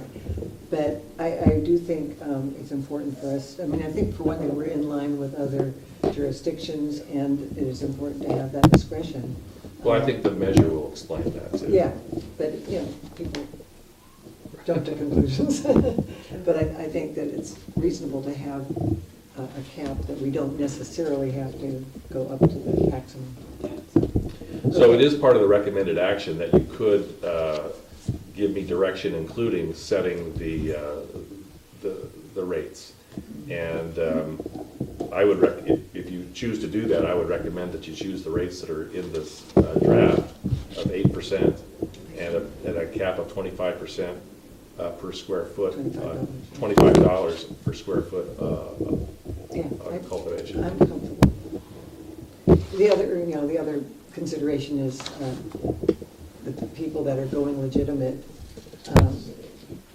are competing in some cases with people that are underground, and our solution to that is try to stop the underground ones and have everybody go legitimate. So, and I think that's what we're trying to do with our ordinance. It's fair. Okay. Clarifying question. Because we've approved medical cannabis and Excise tax is a tax based upon imposed for the privilege of conducting the business. And so even though our ordinance only allows for medical cannabis activities, and there could be no sales tax on medical cannabis activities, we can nonetheless impose an excise tax. because it's an excise tax. Of 8%. So if you're selling or growing or whatever in the business of medical sales, you can be subject to this excise ordinance. And then I put in this agreement, I anticipated that it's conceivable that down the road there will be some interest by the council to expand its ordinance to allow recreational, and I don't know if that's gonna happen or not. Which is why you included that in that, just to cover that. Exactly. That's, I was just trying to understand the wording. So understanding that might happen down the road, that you're gonna entertain an ordinance for recreational, it'd be good to have only a single voter measure that would apply to both situations. So we don't have to spend another $10,000 and go before the voters again when it comes time to talking about recreational. So this would cover that eventual decision. One other question about that, about the, right now, it being a general fund measure, the excise tax would be a general fund revenue. That right now, a majority plus one is what's required to pass that measure. But there is simultaneously a measure, maybe a measure that would require it to go up to 2/3 vote? You know, that's true. There is some rumblings that that's going to be also on the ballot, and we just don't know what the outcome's going to be. However, I would say that cities that I'm aware of that have passed excise tax ordinances, the voters have approved them pretty substantially. Oh, good. All right, well, that's good to know. Because it is a $10,000 investment, we hope to make sure it does get enacted. Okay, I think we should move on. We don't have to take any other action on that. Our third public matter. Are we going to take a vote on this? Well, I thought you didn't need us to take a vote on this. Well, if you... You can't. No, that's true, But are you asking me to use the rates that I put in here? I'm comfortable with those, yeah. Okay, all right. That's my direction then? Yes. Okay, let me clarify. Since you seem to have a certain number of people that are happy with the rates now, could we just move forward? Or would you like to have another full discussion? We need to have adopt a resolution, right, to... That's true, but I want to take a look at what my recommended action was. It says review and comment. I didn't know whether you included a draft. And we're directing you to prepare a resolution, because that's what we need next. Right. I think I've got the direction that I need. That's what I thought. Okay. Okay, can do that. Moving on, the next item is a proposed ordinance adding chapter 8.28 to the municipal code entitled Vacant Commercial Property Registration and Property Maintenance relating to the required registration. Is that the whole title? Anyway. You did a great job reading that, Mayor. I didn't even. And I will not repeat it. So this is not a new item to the council. Council last reviewed a draft vacant commercial ordinance back at your December meeting, provided some direction to staff. We since took it back to the Revitalization Economic Development Committee to get some comments. And we have a new draft in front of you with some revisions that I'll go over.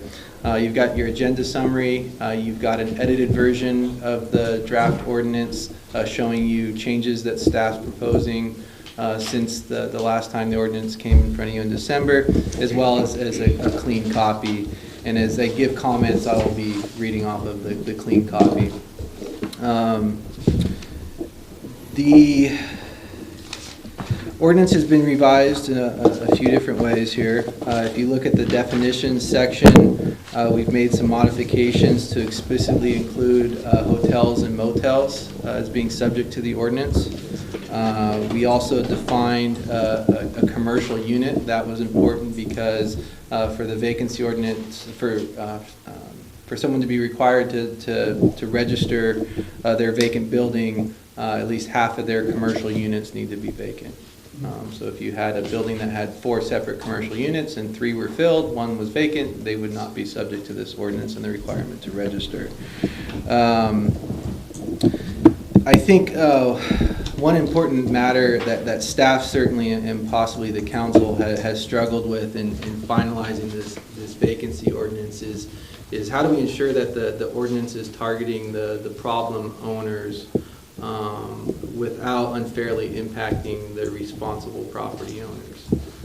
There's recognition that certainly With the climate in Willits, we have a number of vacant buildings that are just related to supply and demand. But, you know, again, when we first started to take on this issue at the Revi Ed level, it became apparent that that wasn't the only reason that buildings continued to remain vacant. There were other factors as well, and I won't rehash them here. I know we've spoke about them in a number of previous meetings. So again, in trying to address that fact, staff's added section 8.28.040B1. And what it states is an owner shall not have to pay the annual renewal fee if their buildings meet all codes, do not contribute to blight, are ready for occupancy, and are actively offered for sale, lease, or rent, and are being maintained and monitored as required by this chapter. Your building meets building code, it meets fire code,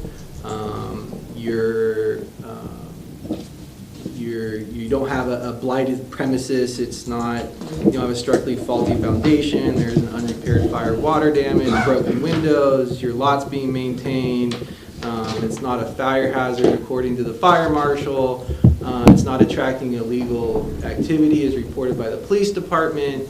Again, all these things that we sort of commonly know as blighted conditions.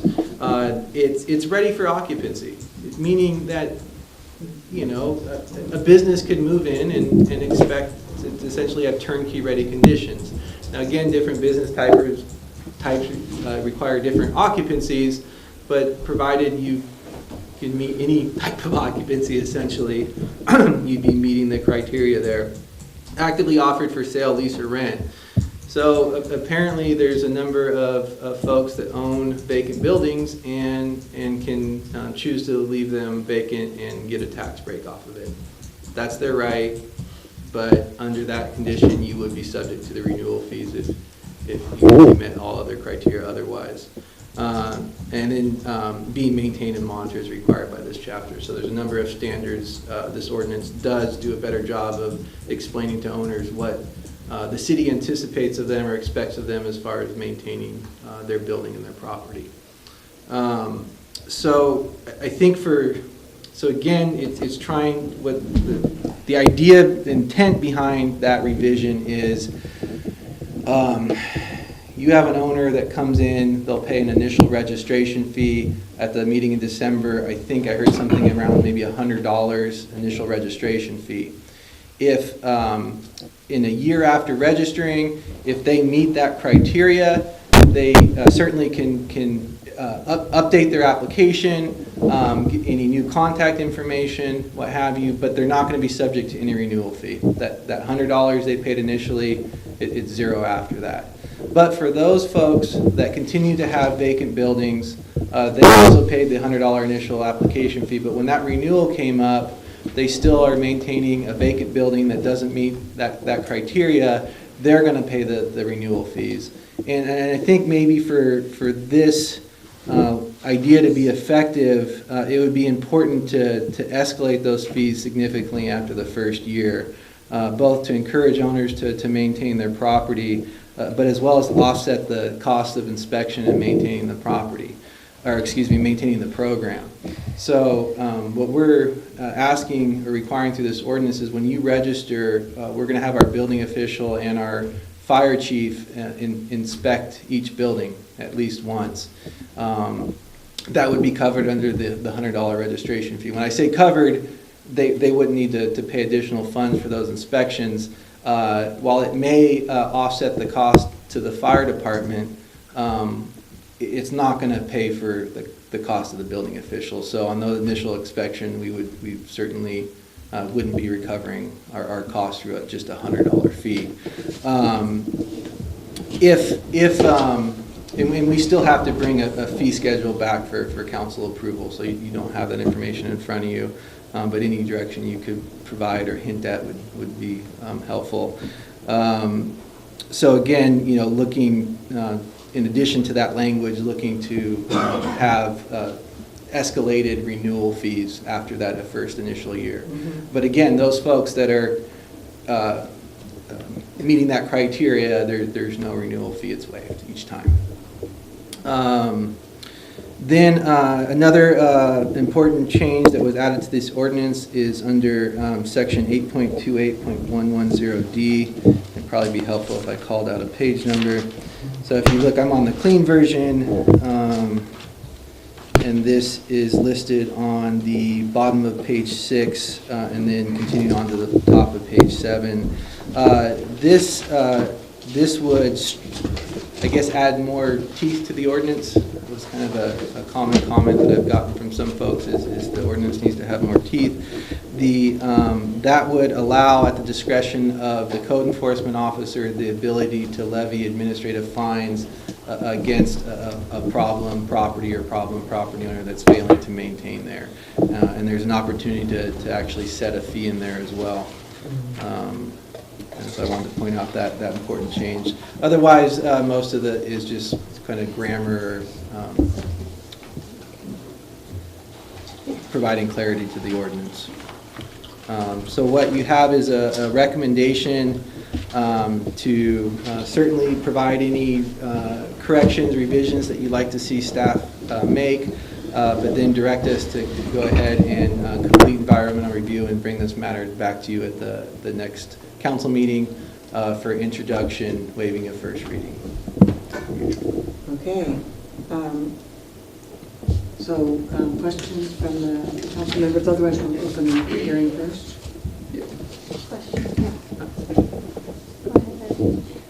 I thank you for going in this direction, all the people that have put in their time and energy to this, because this is something that needed to come a long time ago. And I'm glad that we're starting at least down the path to do this. And all of us that have lived here a long time know exactly what you're talking about. Yes. And who you're talking about. Okay. Sabrina? Going back to the part you were talking about, if a business owner has it posted that it's for rent or for sale, you talked a little bit about whether or not they're actively pursuing that. Could you point to something in the ordinance that says how we're going to define what's the how are you going to regulate or define whether or not, because I see businesses and vacant buildings in town that have a for rent sign and it's ready to go, but they're not truly actively seeking renters. How in this ordinance are we going to? It doesn't try to define it, and it's in talking to some of the other jurisdiction, they've gone down the road of saying, well, you have to request like even a reasonable amount of rent. You can't say, yeah, I'll rent it to you for $1 million a month, and I'm actively trying to sell it, right? It's like you're not meeting the intent, that you're not being, true to what we're trying to get at. But then you get into this debate as to what's a fair market value, and that becomes an exercise between staff and the property owner, and it can lead to some debates and time and whatnot. That's my only concern, because I think many of us know of at least a half a dozen vacant business rents in town that aren't truly available. Right, Even though yeah. I've heard stories from folks, they call the number and then they get... They're not really interested. They kind of feel like maybe they're not really trying to rent it out at all. And I've heard that enough times that it may be true. And I would hope that somehow, I know it's challenging, but it would be nice if we could find a way to address those. Yeah, in looking at other ordinances, I didn't come across anything that I wanted to grab or borrow. Okay. But that you're correct in identifying that as a potential issue. That issue could be addressed by this, on the very last page, this section D that talks about penalty. That if a building has remained vacant for 2 years, it's been registered as a vacant building for 2 years, then a penalty can be imposed. The section you referred to earlier about leasing, and if you're actively leasing your business, that relieves you from the obligation of paying an annual registration fee. But if your building nonetheless remains vacant for 2 years, we've got this provision at the very end that says, all right, you're going to be fined now $1,000 or whatever the penalty is, and then every 6 months, another penalty, until it's no longer a vacant building. So that's a provision to take a look at and see if you want to do something like that. Other, fine, thank you. there's one- Oh, I'm sorry, well, why don't you finish your question? I have one more question, it's a legal question. If I was, in my capacity as a city council member, if my business was located next to a vacant property that could potentially have to comply with this ordinance, or if I was considering purchasing a piece of vacant business property, would that be a conflict of interest in voting on this matter? Well, this is truly a Just making hypothetical sure. question. It's not really hypothetical, but okay, maybe. I'm in both positions and I want to make sure that I'm not crossing any lines. Well, if presently you are in escrow to buy a piece of property that's a vacant building, and this building would qualify as a vacant building under the vacant building ordinance. I don't know that puts you in a conflict. If you buy it and you become the owner of it, you're going to be subject to the ordinance should it pass. True. I don't know what I think you gave like 2 different scenarios. Or if because I'm a business who's located around vacant buildings, would it be improper for me to vote on this ordinance because I do have an interest in the vacant buildings being filled? Because anytime you're located next to a vacant building, it is a detriment to my own business. That's a legitimate question, and I think that if your building is located in close proximity to another building that's vacant and would be subject to this ordinance, and you just can't wait for that thing to be hit with the fines and fees and be Not subject that to I can't this. wait, I just want to make sure that. Right, Yeah. but I think the issue is whether a reasonable person would say that this decision that you're asked to vote on would have a material financial effect on you and your business. And so is the enactment of an ordinance that regulates buildings like the one that's your neighbor, would that have a material financial effect on you? And that's something that you need to ask yourself, and whether that would affect the desirability of your business or the income that you make at your business or the customer traffic or whatever.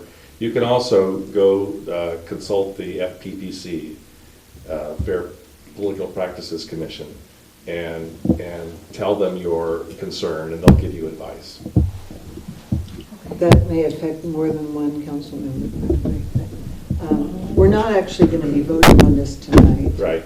But we will be, and I want to make sure. Yeah. No, it's a good very question. good question. Yeah, if any council member has an interest in a business or an interest in ownership of real property that is nearby properties that would be subject to this ordinance, then you need to ask yourself whether this poses a conflict for you.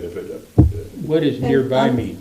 Well, for example, if you own business, if you own real property within 500 feet of property that is the subject of a decision, there's a presumption that you have a conflict.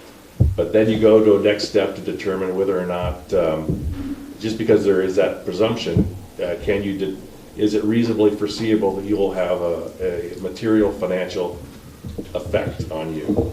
And so, just because you are in close proximity doesn't end the question. You have to determine whether or not there's going to be a financial effect, and that's probably something that you should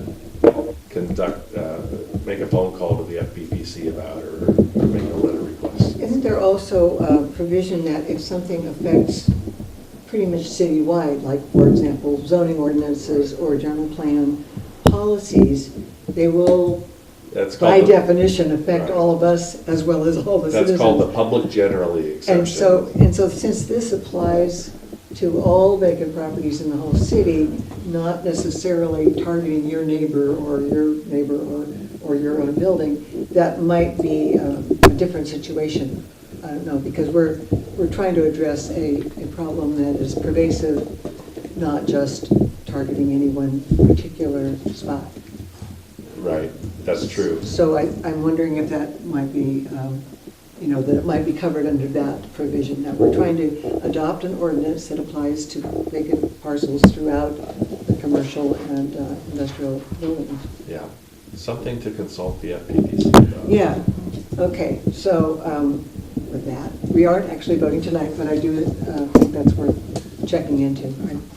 I certainly don't, I think the intent is that if something affects everybody, including us, we're allowed to go ahead and vote on it. Well, the issue is whether it affects you no Personally, differently than it or- does yeah. the general public. Yeah, If it hits home with you more because you've got a business next door or something. And I think that it very much affects me differently than it affects you. I know that I would vote based on what's fair for the community, but I also feel like an argument could be made that given my position, so. All right, so it's definitely worth looking into for those who have, We're yes, Larry. all of us that are in a certain area of the community, 500 feet is a lot of space. You're covering a lot of across the street and all of these things. So you're probably not going to have anybody to vote up here if that. Well, and you're bringing up what's called the rule of necessity. If everyone has a conflict, everyone's within 500 feet, well, the city council's still got to take some action. And so there's an exception called the rule of necessity. If it's necessary for you as a public body to make a decision on this matter, notwithstanding the fact that you're within 500 feet, or you may take action. But these are important questions about conflict that you need to look into. Okay. Did I already open the public hearing on this? Because I'm seeing a hand out there, and I didn't have, I don't think when I asked for public that nobody did, but since you have an opportunity now, if you want to address this particular item. Yes, my name is Barbara Plaza. Is this here directed particularly to businesses? Yes. Thank you. Yeah, it's defined, certain zoning things. It applies to vacant commercial buildings, and then we go as far as to explain what zonings they were. So they wouldn't affect like just a vacant property. Right. Including residential properties. Right, that's what I thought. Okay, so I kind of had the same concern that Sabrina mentioned about some attempt to define, or I don't know how closely you can define, but a good faith effort to offer, to offer your property to be leased or rented at a rate that is competitive in the community, or something to those effects, so that, again, people a year down the road or 2 years down the road can be called to account. If they have done nothing but put a little 8.5 by 11 in the window and nothing more, and they're asking for $5,000 a month rent, and nobody else in them. Those are very good points that both of you made. That I think we might want to add a sentence or two to explain what actively good involved faith in effort, rent requires. and I think we can refer to something that is in line with the competitive rates in our community, or something to that effect, so we don't get just flagrant scofflaws. That's a good point. Okay, other feedback for Dusty on this ordinance? Just real quick, as far as what would recoup our costs, or are we looking at, kind of mixed, because if somebody, it's their first time being inspected, they're cooperative, they're, hey, I don't want to penalize them, but at the same time, if there's a way we could eventually collect our costs John going back again and again or something. Yeah. Well, certainly if they get to the point where, the code enforcement officer is using their discretion to put administrative fines on it, that becomes a collection option. And then the idea is we will certainly come up with an estimated cost for maintaining the program, so it's not just about inspections only. And then I think what staff would like to do is try to present some escalating renewal fees and try to have that be the cost recovery mechanism. So it doesn't get recovered in the first year, but if they continue to remain vacant for even the first year, we can up the ante a little bit. And that really is not only helps us recoup our costs, but it gives a little incentive for them to get off the dime and get somebody in there, if they can. If at least it forces them, gives them a little encouragement. So, okay, is that enough feedback for you? It is, thank you. We are at 8:30. I'm just wondering if we want a 5-minute break now before we go on with the rest of our agenda. Is that okay with everybody? Let's try to keep it, no more than, not much more than 5 minutes. Yes. We are back from our little break, and we are going to proceed to the consent calendar.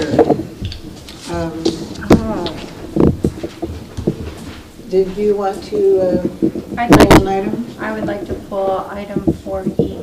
4E, which is the one about Caltrans starting at 5 in the morning, and all the other items, council minutes. We were going to pull item F, just so that the fire chief can come and talk about it a little bit, because it's a pretty exciting project. Yes, he is. He is here. Just so he can talk about the firehouse project. Okay, so rather than have it on consent, just so that we can have a little... Yeah, so he can tell us about it. Okay, so we're just a good thing. talking about A, B, C, and D for right now. Does anybody want to comment on any of those items, A, B, C, and D of the consent calendar? If not, we can do a voice vote on all those. I guess we have to have a motion. And I'll second Jerry's motion. Jerry motion, Sabrina second. Okay, voice vote. All those in favor of the items A through D on the consent calendar, say aye. Aye. Okay, item E has been pulled. Let's do that one. Would you like to comment on that one? Well, I was curious, the night's dwindling on, but I thought maybe there might be some community feedback about the 5 a.m. start, and I'm wanting to know if the city's received any calls, or if there's been any buzz or concern at all about starting at 5 a.m. To my knowledge, we have received no calls or concerns or complaints. Staff, pardon? Is Dusty? Oh, Dusty's back, so we can speak to that. The question is of whether we have received any feedback so far regarding the 5 a.m. start time. I have not received any comments from the public on that matter. And then the second question is, the people that are residents within a block of Main Street, do we know if either Granite or Caltrans has given them any notice, heads up that they might be starting at 5 or 7 or any particular time? Because I'm wondering if they didn't realize that this was even on the agenda, they may not have called or come in. But once they start working at 5 a.m., I just want to make sure I'm going to get flooded with calls then. Yeah, I'm not aware that Caltrans or the contractor reached out to businesses beyond, or residences beyond Main Street. And then the third question, sorry, one more, is in doing the sidewalk work, I was thinking about how loud would it be at 5 a.m.? Could we expect that at some point throughout that process that we're ever going to hear a jackhammer breaking up asphalt at 5 a.m.? Because if so, 1 block away, 2 blocks away, 3 blocks away, we're probably going to be woken up at 5 a.m. if there's a jackhammer within a few blocks. Yeah. So I was looking behind me to see if the building official was here, just because I know he's more familiar with construction practices than myself. In fact, most people living on this earth are more aware of construction practices than me. But, yeah, there is potential that you have those vibrating type jackhammering noises going. I don't know if, the first order work is ripping up sidewalk, which of course would, but. It's possible. Normally, construction starts between 7 and 8, and so that's pretty early as well. Seven is. Yeah, 7 in this town. Yeah, it's often 7 o'clock in the morning, and it has the potential of having those noises. And that's the downside. The upside is the earlier it starts, the faster it stops. In the afternoon. And one of the issues also was, given the summer months coming up, getting the work done not in the heat of the day is really key.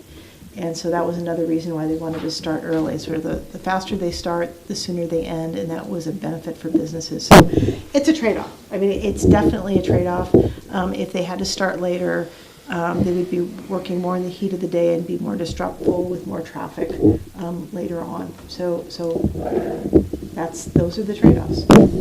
So I'm not in favor of work at 5 a.m. that's going to involve vibrations of the ground.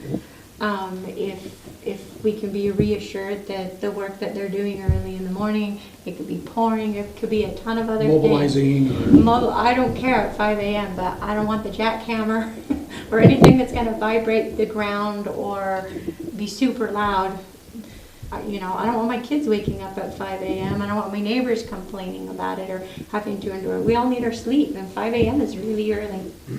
Kathy had something to add. I was told that they did start at 5 a.m. this morning, and we, I don't know, they're not making a bunch of noise right now, but we did not receive any calls from that end of town, and they did start very, very early this morning. Were they jackhammering? No. They're just cutting. I think that's They're potholing and cutting concrete. They were just cutting the concrete.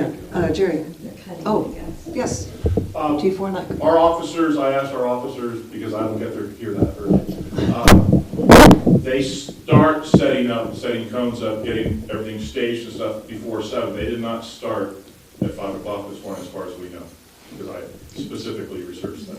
Bill said he talked to them this morning, and they did start at 5. Yeah, Well, that's what Jeremy said too. They said they didn't start the work. They started setting up before 7, sometime before 7. Well, But they didn't actually start the work. And I think maybe that's so the construction crew starts getting paid at 5. Let's put it that way. Mm-hmm. And part of that will be set up. So if we were to kind of ask their voluntary compliance with not jackhammering or other extremely noisy and ground shaking things until 7 a.m., do you think that would be Actually, I'd be comfortable with 6. And I can tell you, I'm a guy that gets up at 5 every day. But at the same time, I got to tell you, the other end of the coin is that if I can get them done sooner, then the effect on our restaurants and businesses in town. Now, I would be comfortable with, hey, please don't start the actual noisy stuff before 6, but that's where I'm at. Because I'll tell you what, most people are getting ready for work are getting up around 6 or so. Tell you what, I'm not. That's okay. I do think there is a real big advantage in getting them have the workday end at 2 in the afternoon, so that businesses that are operating into the afternoon and getting the work done. And it's summer is where we're at now, where it's lighter early in the morning, so most people get up earlier. I might have an issue if it was November and, I'm just thinking, I'm nearly next to Brookside School. When there's a football game, I can hear the announcing echoing all the way over here. Can you imagine at 5 a.m., I'm going to hear the jackhammer or whatever else running on Main Street, and as an individual citizen, I'm not comfortable with that, and I wouldn't expect anybody else in the neighboring communities. I would be comfortable with saying that they can do staging or finding an appropriate word that defines what they can do during those first 2 hours, but just giving them a blanket saying, yeah, you can do this, and I don't think requesting is something I would feel comfortable with, leaving it up to their discretion as to what's noisy and what's not. Just simply saying, oh, just try not to make too much noise. That's like asking your kids to, when they're roughhousing in the living room, to say, you know, kids, try not to be too noisy. That's a pretty broad, you know. So I would have to say, unless there's a modification, I'm going to vote no. Well, I also am aware that there are, you know, a fair number of people that actually live along Main Street and certainly within a block of Main Street. But mostly it's a commercial district, and most of the commercial businesses are going to be hurt more by having the work go into 3 and 4 in the afternoon than they are by having it start before they ever open their business. So from their point of view, this is an advantage. So I guess I'm in favor of it, but I would like to request that they avoid the really heavy noise in the first 2 hours of that period, if at all possible. I mean, but I think that in the balancing act, I would vote for it. Any other comments before we vote on this? No? All right, so we are voting on the staff recommendation is a resolution that would allow Caltrans to begin construction work at 5 in the morning and end at 2 in the afternoon. Doesn't say that, but that's what the resolution is. With a proviso that we are requesting they avoid. Is that, can we add that to the motion? Whoever's making the motion? I will so move the mayor's recommendation. Okay. And I'll second it.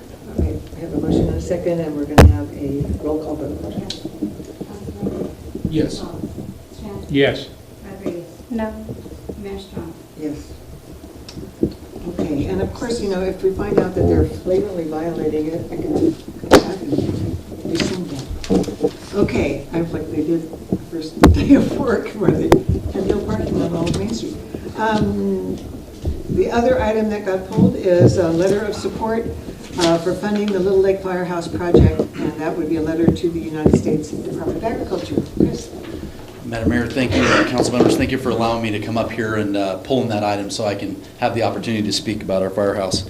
I want to give a little bit of history. I'll abbreviate it a little bit. I had kind of a big plan here, but you know, when the city incorporated in 1888, they had very limited fire services.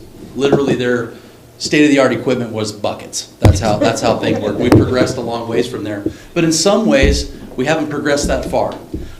We have a lot of things that are still the same.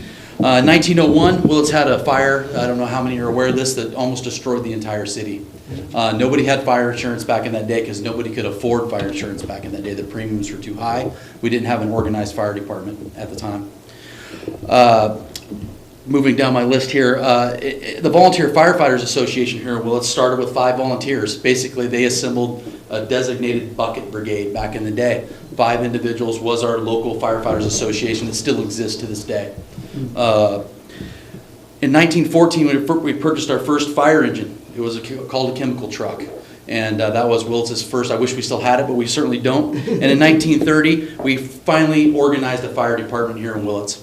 When that fire department was organized, the way it worked was everybody that owned a business in Willits provided designated one employee that would respond to fire calls.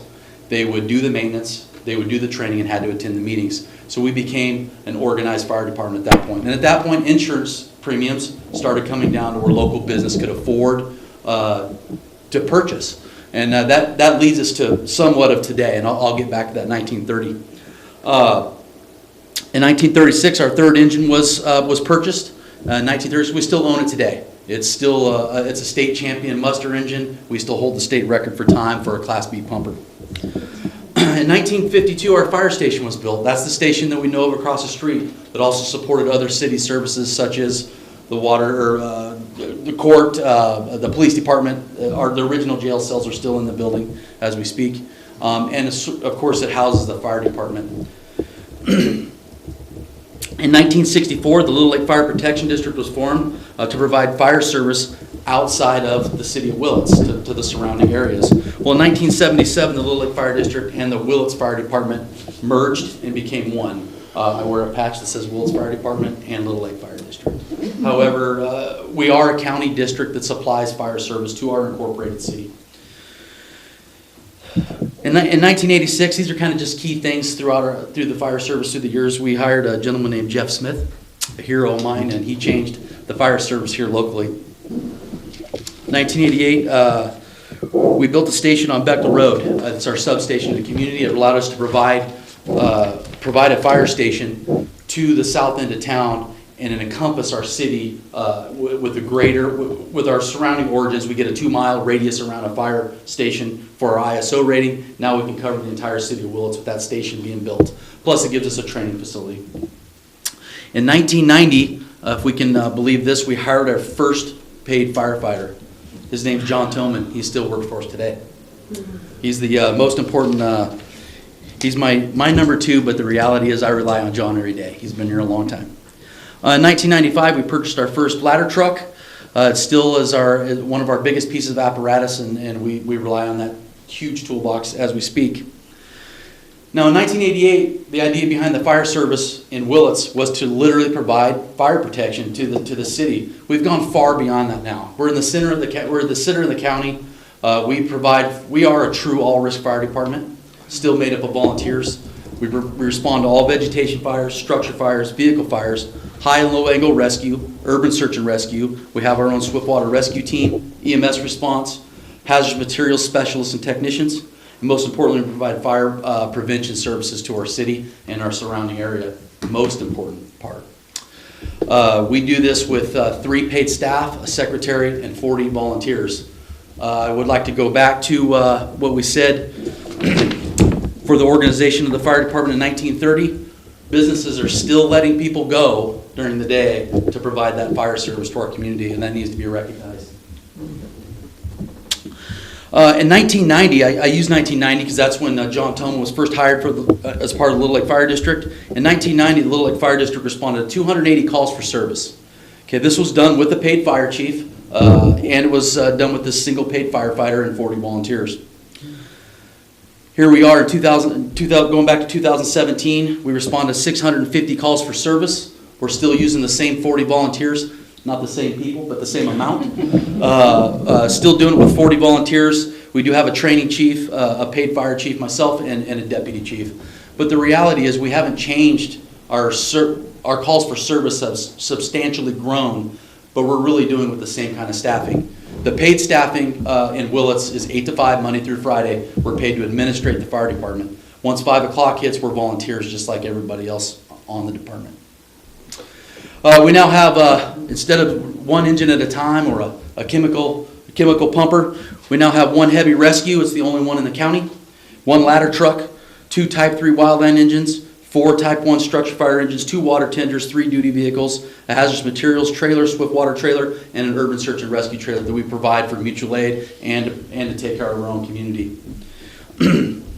We're back to the story in 1931. Since that time, we've trained, equipped, in coordination with the city water department to build infrastructure to better help our insurance services rating. Our community has a rating of 3. Our fire department has a rating of 3. That's unheard of for a volunteer fire department in our community. We can't do better than that without a full-time paid staff.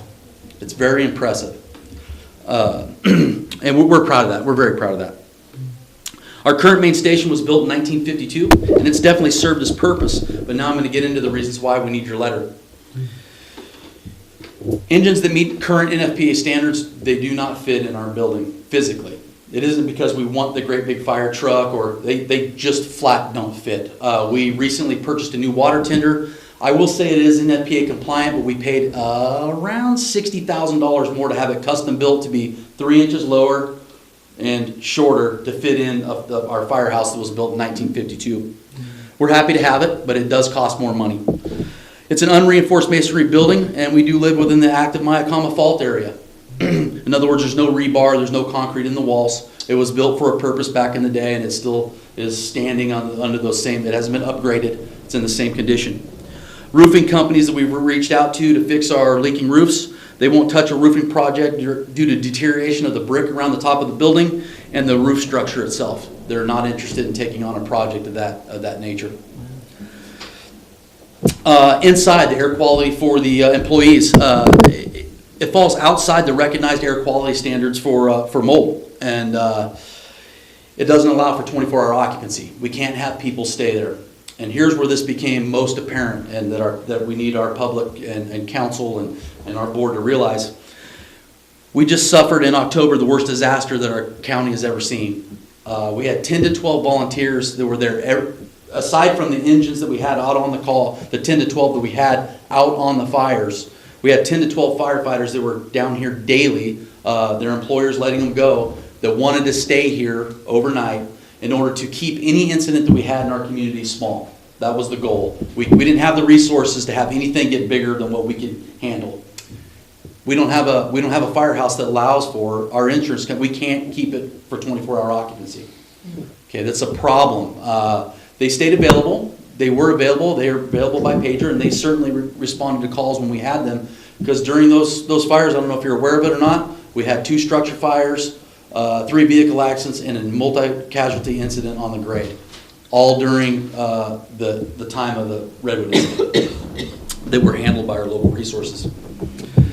The first step of moving our fire prevention and protection efforts within our community forward and to meet our community's needs is to build a new fire station. We need to build this firehouse. The cost is high. It's not the perfect time to build monetarily, but we don't have a choice. We have to move forward with this construction project, and we need the support of the council in order to do that. Plus, we put a nice building that meets our needs. It's not a Taj Mahal, but it's something we can be proud of. So thank you for your time, and appreciate your support. Thank you. Thank you. Thank you, Chris. Yeah. Wow. That was great. I wish we didn't have such a full agenda, but that was a very nice presentation, Chris. Thank you. I make a motion to send the letter. I second. I'm wondering if our letter is strong enough. But other than that, Chris, I'm assuming maybe you can attach some of this information to the letter to kind of stand with what we're doing, because it's a The history information? Yeah. Absolutely. Okay. We can attach it. Yeah. Okay. We can attach it to ours. That'd be great. I wrote all over this one, can I? Well, yeah. Just send us something. Send it. Okay, Anybody from the public want to speak to this item? Anybody else on the council have any question or comment? Just very appreciative of our firefighters. Absolutely. Did we have a motion already? Larry and I second. Yeah. Okay. So moved. And I think we can do this with a voice vote. So all those in favor, say aye. Aye. Aye. All right. Through the consent calendar. Information report, there's an alcohol license application that is attached, but it's only informational. Right to appeal. Persons who are dissatisfied have the right to appeal. It's generally limited to 90 days. You can skip the rest of that. We are not meeting as any other commission or agency tonight, so we're moving on to the city manager's report. City manager's report. Good evening, everyone. I have just a few items. First of all, as you heard earlier, the police chief and I attended the Measure B Citizens Oversight Committee on Mental Health with Councilmember Gonzalez. At that meeting, I simply asked the committee I invited the committee to come to Willits and to talk about the proposed mental health facility here. And I did notify them that we have not yet actually been brought into the loop of that process, and we would like a seat at that table. And we'd like to hear more about it and be involved in that discussion, because we have not so far. And so I made sure that the commission knew about that. And I did invite them to come and speak here, because I think it's important for them to engage our council about and our citizens about this issue. I did also remind them there was some question about whether the facility would have to have a permit or have to comply with local building standards. And our city attorney did do some very interesting research, and I could actually let him talk about the research that he did. I don't want to put you on the spot, but about the mental health facility. Yeah. So there's a government code section that says that a county, while public agencies have to comply with the zoning and planning ordinances of the city for construction projects that are within the city, a county is not considered a public agency for purposes of that section. So a county, another way of saying this is the county does not have to comply or is exempt from the city planning and building ordinances for a county constructed facility in the city.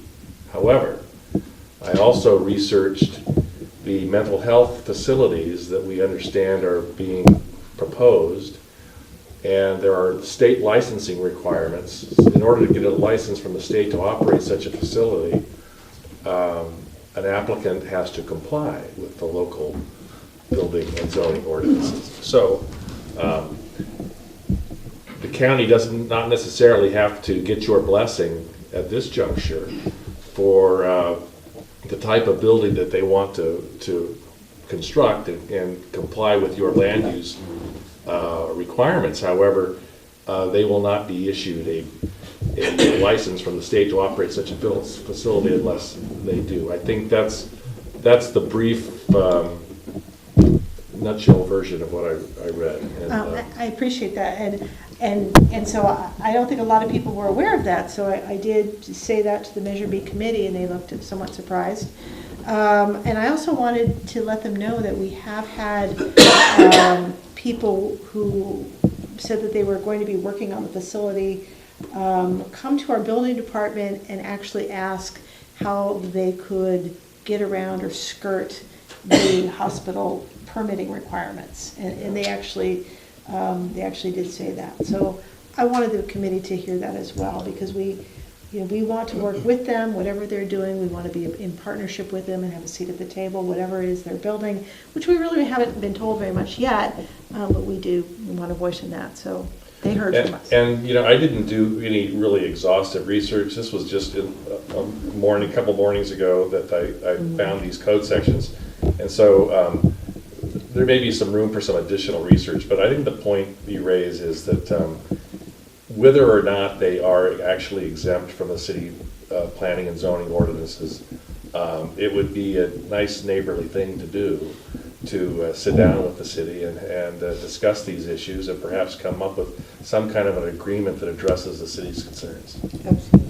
Are they going to have a special meeting on this, or are they going to do it at the council meeting, or just not do it?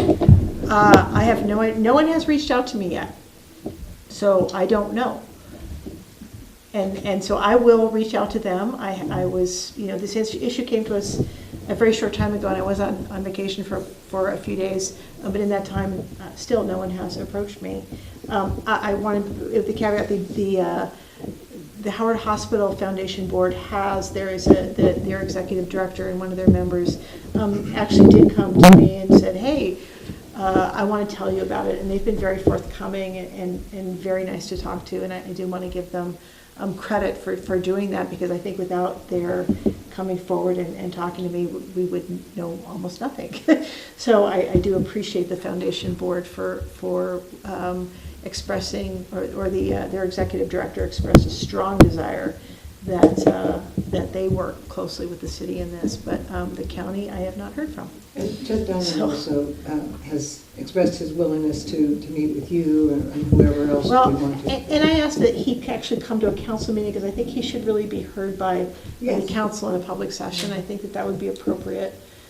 So when we hear this item, when I come back with some more information, I'd like to do a report and invite them to come and speak, and so that you all can ask questions and the public can ask questions. And I think the public certainly should have a say-so in it, and I can't imagine that the county would do that. You're right, whacking on a lot of people. It was interesting that there were members of the Willits community that came and spoke at that meeting, and one of the responses by one of the members was that, well, maybe you should just wait until it goes to the Board of Supervisors, the County Board of Supervisors. We're just a recommending body, and we're just going to after we recommend it, then you can talk to them about it. And I think that we would certainly like to hear sooner rather than later. So it was a well spent. Thank you, Jerry. Ellen. Oh, I did also invite the Measure B committee to, in the interest of transparency, that maybe they could meet in Willits if they didn't want to come and address the council, but maybe have a meeting in Willits so that our local citizens could attend that meeting. Other things that came up, we have a consultant that reports on sales tax. And although most of their information they give us is proprietary and I can't talk too much about it, I certainly can't talk about it in detail, I did want to give you some of the highlights of what happened in 2017 regarding sales tax. There's a little bit of good news in there. We had anticipated a drop in sales tax of between 15 and 20% because of the bypass. It turns out that we're from 2017, our loss of sales tax was only about 6%. However, sort of the caveat on that is that it is as high as 6%. It is 6% because the construction-related businesses got quite a boost, I'm assuming because of the fire. Other businesses did not fare as well, such as local retail and restaurants in the Willits area did not fare well. So shop local, folks. The only other thing, so there's a REMIF board meeting tomorrow morning I will be at tomorrow. And lastly, I just wanted to touch on one issue. I know that we're so excited about all the work we do. I just wanted to put out a little reminder out there regarding we're in a council manager form of government and what that means. As we get excited about things, we want to act on them, we want staff to work with us, and I think that's a great thing. But we do have to be mindful of staff cannot be directed to do things other than in a public setting with 3 council members directing me to ask staff to perform that. You are a policy-making body, and we just always have to remember that. That also means that in our subcommittees, we have a number of subcommittees going around. Those subcommittees are wonderful vehicles. I attended my first one. It was on wastewater and sewer, and it was so informative because our staff in wastewater gave a great, very informative talk about our well and things like that. But and it was great. It was just informative. It was just exactly what a subcommittee should be. I caution because we do have so many subcommittees. I know it's probably tempting to direct staff during those subcommittees to perform work and just that you can't do that. It always has to come to a council. Staff that comes to a committee is only there to provide information. It cannot be directed in any of the subcommittees or ad hoc committees, any of those. Any work has to come through council as a council action. And I just wanted to remind folks that, I know that every once in a while we need that reminder. So that's all I have. Thank you. All right, moving on, department recommendations, city clerk. Yes, I would like to just agree with Chris, Jeff Smith, the Little Lake Fire Department. It's my hero as well, because without them I wouldn't be here today. So we support them big time. Thank you. I do want to bring up that the city has partnered with the school district on the pool this year.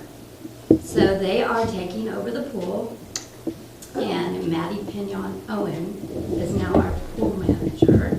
And she started yesterday, and so she's going to be taking all that on. Basically what we're going to do here is make payroll. We're going to cut out what are we cutting out? We are cutting out concessions. They're getting vending machines with juices, waters, things like that. That's going to be easier. We don't have to deal with all the funds, the inventory, the constantly going to the grocery store, that thing. I think it's going to be so much better for us.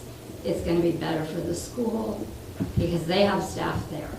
Maddie is very familiar with the pool because she is the Otters coach. So we're excited about it, and I think they're excited about it. So moving forward, it should be a good season. Good. Yeah, good. That it for your report? Great. Okay, finance. minutes. Do we get updated? Great.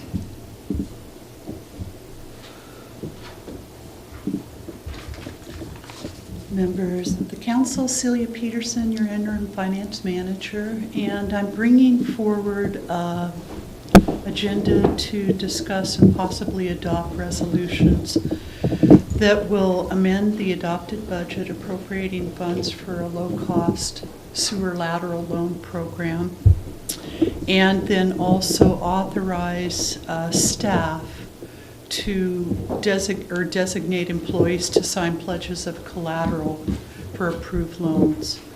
So what this is to fulfill the terms of the California River Watch Settlement Agreement back in 2014.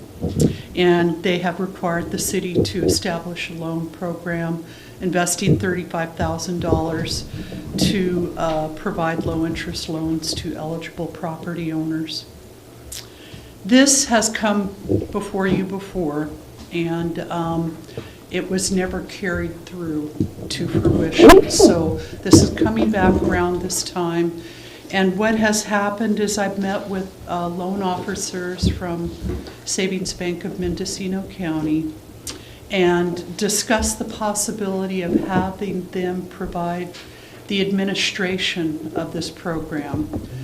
Taking in the applications, vetting the applicants, approving the loans, doing the billing, doing the collections, and asked what they could offer us to take over that responsibility, because this type of a program is not something we typically do in finance administratively, and it would also add another burden of paperwork and maintenance to the staff. So they came back and they made a proposal that the city could open a savings account, separate account at the bank for $35,000 that would get interest at the rate that savings accounts do there, which is minimal, 0.5%. But that account would be used to collateralize these loans that would be made specifically for sewer lateral repair and replacements. They would charge a $150 application fee, which could be added to the principal balance of the loan. And they would charge the interest rate on savings secured loan, which is just 2.5% right now. So these loans could be let at 2.5% or 2.55%. And the cost of a $2,500 loan amortized over a 36-year period is $72 a month. The proposal would be beneficial to the city. We would meet the requirements of the River Watch Settlement Agreement. And SBMC has some requirements that they offer low-interest loans to benefit the community. So I think it's a win-win for both organizations. The city has put together a flyer, which was included in your packet, that they will use to hand out to individuals that get their laterals inspected. They'll give it to real estate agents, and we'll put it out in the city informational area. And my recommendation, or staff recommendation, is that we do adopt a resolution amending the budget to approve the savings sewer lateral loan program in the amount of $35,000, and then do a separate resolution to authorize staff to open the account and sign and pledge collateral for the loans that would increase, for the loans, for the approved loans. And so we could not approve it, but that would fail to meet the requirements of the settlement agreement. And if we tried to administer this program on our own, it would put another level of burden on existing staff for administering and servicing this program. Any questions? This, excuse me, Jerry. The loans would go out at the time that somebody sold their place. It goes for the real estate. In other words, if you have a bad lateral and you get to sell your place, you have to bring it up to the standard. Is that correct? I'm not sure how the Sounds inspection good. from the Okay. sewer ordinance, I know at some point when property changes Yeah, hands, there has to be an inspection and the laterals have to be brought up to code. I think that it's also if there's a noted problem or if there's a suspected problem with the lateral, it can also trigger an inspection. And I think that this actually would come into play more in that situation, because what you're talking about is they have to fix the lateral before they sell the property, and hopefully the sale of the property is going to pay for that lateral. But it's really a hardship for folks who get their sewer lateral checked while they're still living in the property, and then they have to replace it, and they have no funds or don't have available funds to fix the lateral, and they don't have plans to sell. So I think that is where it's the most key, is to have this program. Okay, thank you. You're welcome. But I do understand with the approval of the new sewer ordinance, there will be more inspection activity to bring the existing system up to code. Okay, thank you very much.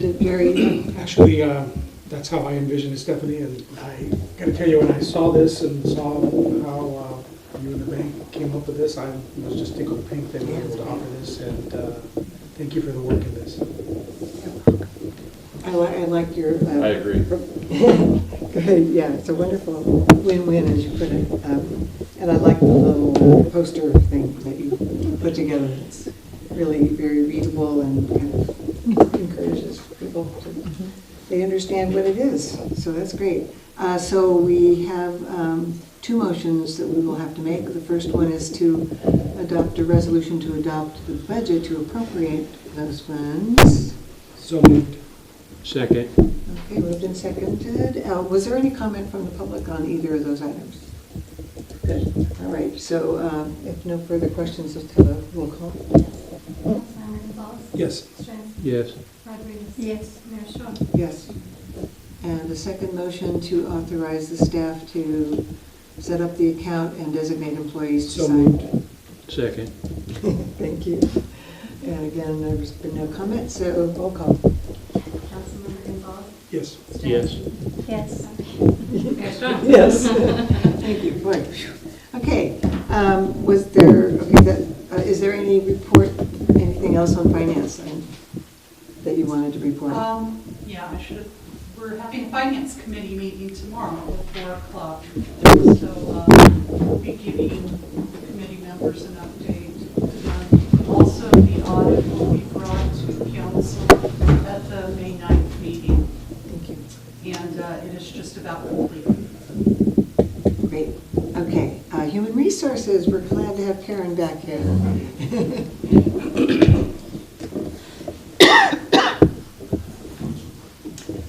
Good evening, Mayor Strong, council members, Karen Stevenson, Human Resources. I know I sound a little different than what you're used to hearing, but unfortunately, still in recovery, and you're going to have to forgive me while I continue to work on my speech and enunciation. So from right now, I sound like I'm from Boston. So what I want to do is, since I've been back, I want to give you just an update on where we are with our head count and our hiring opportunities. We currently have a head count of 44. We have one employee that hopefully in the PD will be on board with us in about 2 weeks. Brady? I'm not sure. Okay, well, No, I don't think it'll be that soon, but. Okay. I thought it was like 2 weeks. So anyway, we will be near 45. Our current openings, as Kathy has shared, we hired Maddie Owen as our pool manager. So tomorrow we will be advertising for 1 assistant manager and 9 lifeguards, swim instructors. Our goal this year is to make sure that they're certified in both. This is actually less than the budgeted headcount, but Maddie's very good at what she does and believes that she'll be able to manage the pool successfully with a lower headcount. I will be advertising in the Willits News, Facebook, and we're also doing it at the high school. Applications are available on our website. They can come into City Hall. They can send a request for an application at HR at Willits, cityofwillits.org, or they can email Maddie Owen directly. It's maddieowen@willitsunified.com. And I don't know if you shared this, but our pool is going to be open on June 11th, so we're really looking forward to it. Our next opening is our assistant planner. We did advertise and we vetted out 4 viable candidates. Our panel of interviews takes place next Thursday on the 3rd, and we're pretty confident that we're going to secure a qualified candidate from these interviews, and hopefully we'll have this person on board before the end of the month. We currently still have a dispatcher open. We did run some testing, and after all the testing, we have 5 viable candidates out of those applications that we received, and the panel of interviews are being held on 5/8, and so we're hoping that we will also secure a viable candidate and have them on as quickly as possible. Our code compliance officer, with the upcoming retirement of somebody who is very valued in this community, Mr. John Sherman. We are going to be advertising for this opening. I'm going to start tomorrow, but due to the complexity and the level of knowledge and experience that one needs to have for this position, it's really hard to find a viable candidate. We're going to advertise in the Press Democrat. We're going to advertise in the Sacramento Bee because we need a bigger area. The American River College, where they actually do provide training, and the California Association of Code Enforcement Officers. We are anticipating, with the approval of a budget amendment, to actually have a couple of months of overlap while we transition.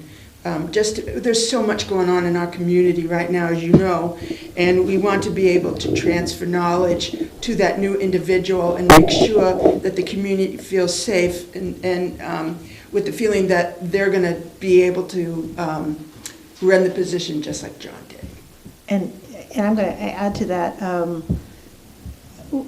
We would like to, because John has been backlogged so heavily with work on the ADA lawsuits and other things, it is essential that we double fill this position for as long as we can, because he is unbelievably stressed at what he does, and so and he has incredible.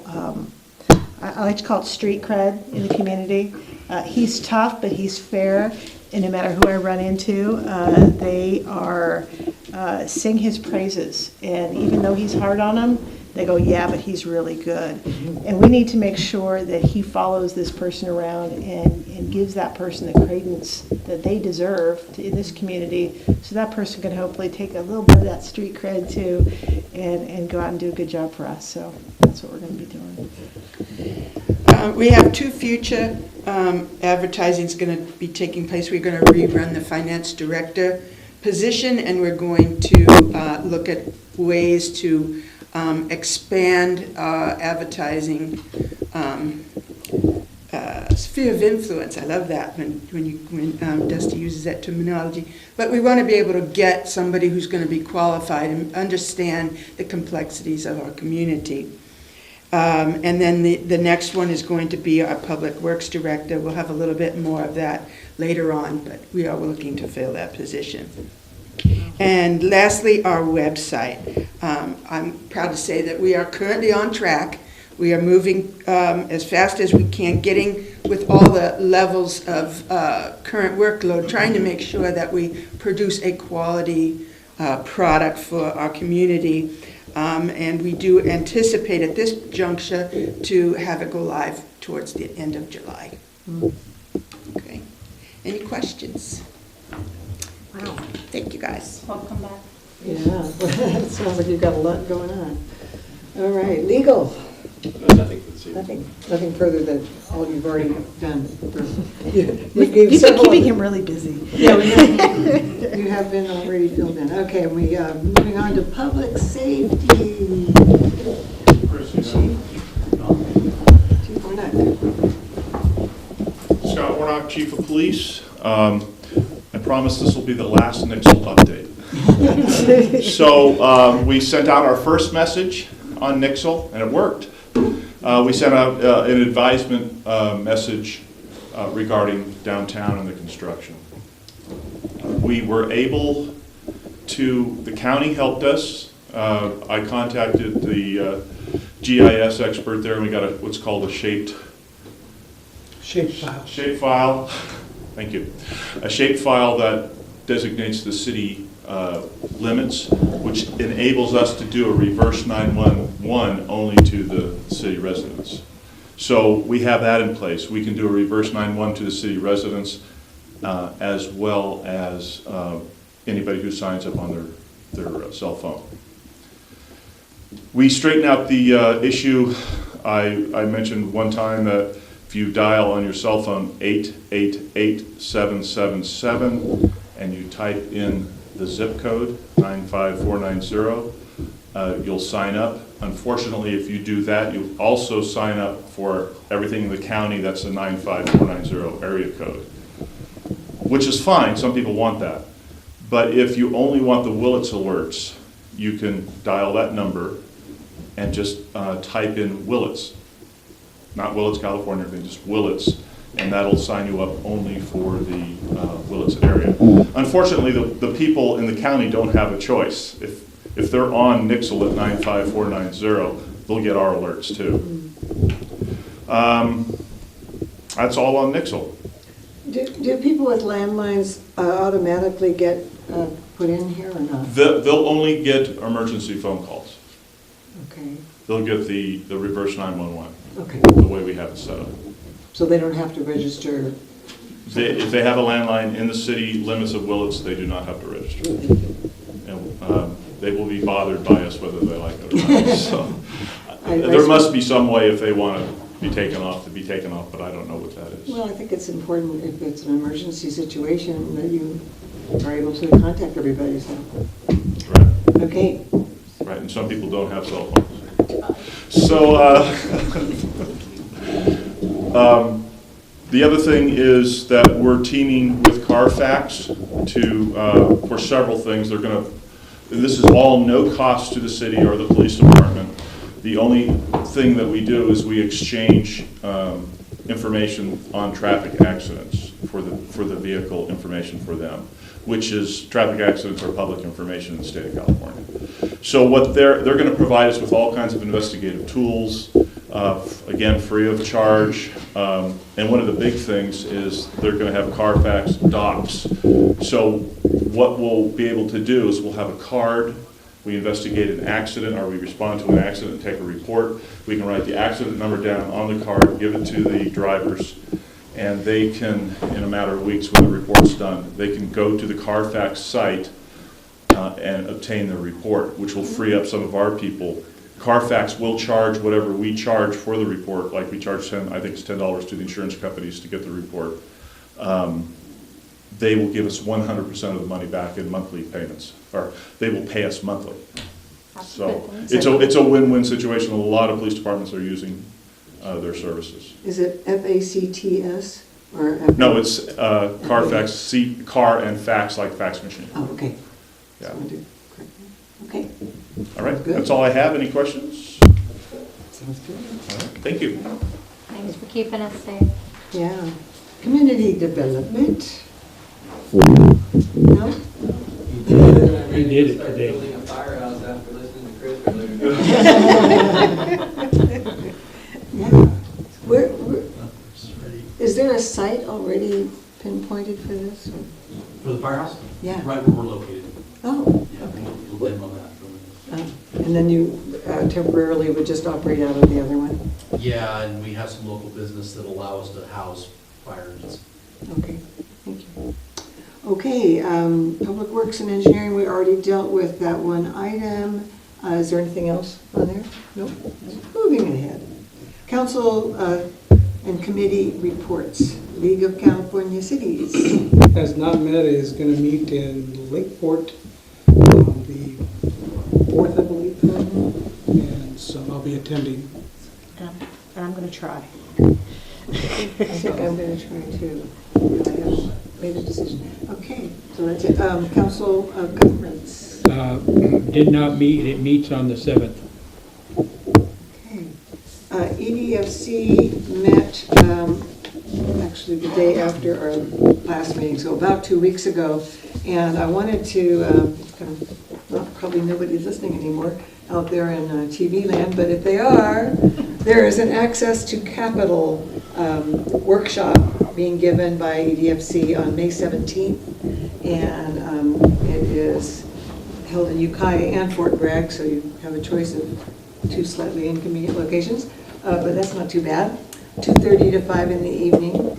The one in Ukiah is at the Grace Hudson Museum, and they're really, the new director of EDFC, Heather Gerwitz, is taking a lot of issues in hand about just internal bookkeeping, follow-up on loans, annual reports, priority setting. There's been a lot of kind of catching up to do. But they are in particular really looking to increase their loan portfolio.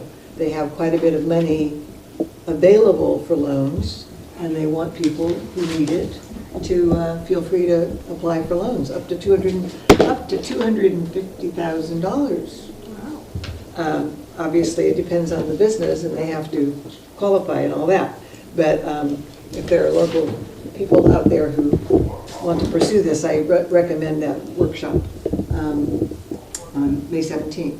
Imagine if I could add, Heather Gerwitz will be one of the presenters at Women in Business on the first Wednesday in the month of June. We're having Women in Business, our focus is on finance. And so we'll have a representative from Tri-County Banks as well as EDFC will be there to talk about options. Okay. I would like to add that to the okay. I think that's the main thing on EDFC.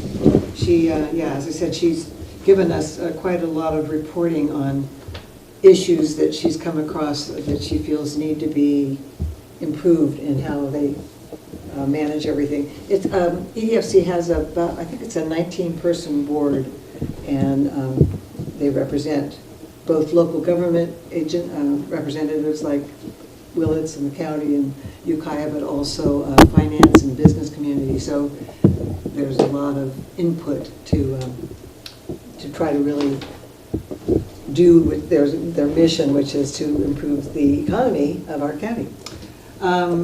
The next one is Solid Waste Management Authority, now being known as Mendo Recycle. They are meeting tomorrow at 10 in the morning here, right in this same building. And one of the items that is going to be on the agenda is trying to follow up Willits' contract with the solid waste of Willits and make sure that we're doing everything we can and that they are doing what they can to improve our recycling rates and our diversion into green waste. And I've been basically complaining that I don't think we're doing a good enough job. So that is one of the items on the agenda tomorrow. Next item is MTA. They've not met. Not met. Well, they haven't met for a while. They're due to meet next week in Point Arena, but that was canceled. Oh. Yeah. LAFCO. Meets on May 7th. May 7th, okay. Water and wastewater, you said that they... Yes. Yeah. Recently? We met the other day, and we talked a lot about the well system that we have, and we're a very fortunate community to have wells and also the dam. And we have a well now that was the original one, and then we have one that's called the Long 20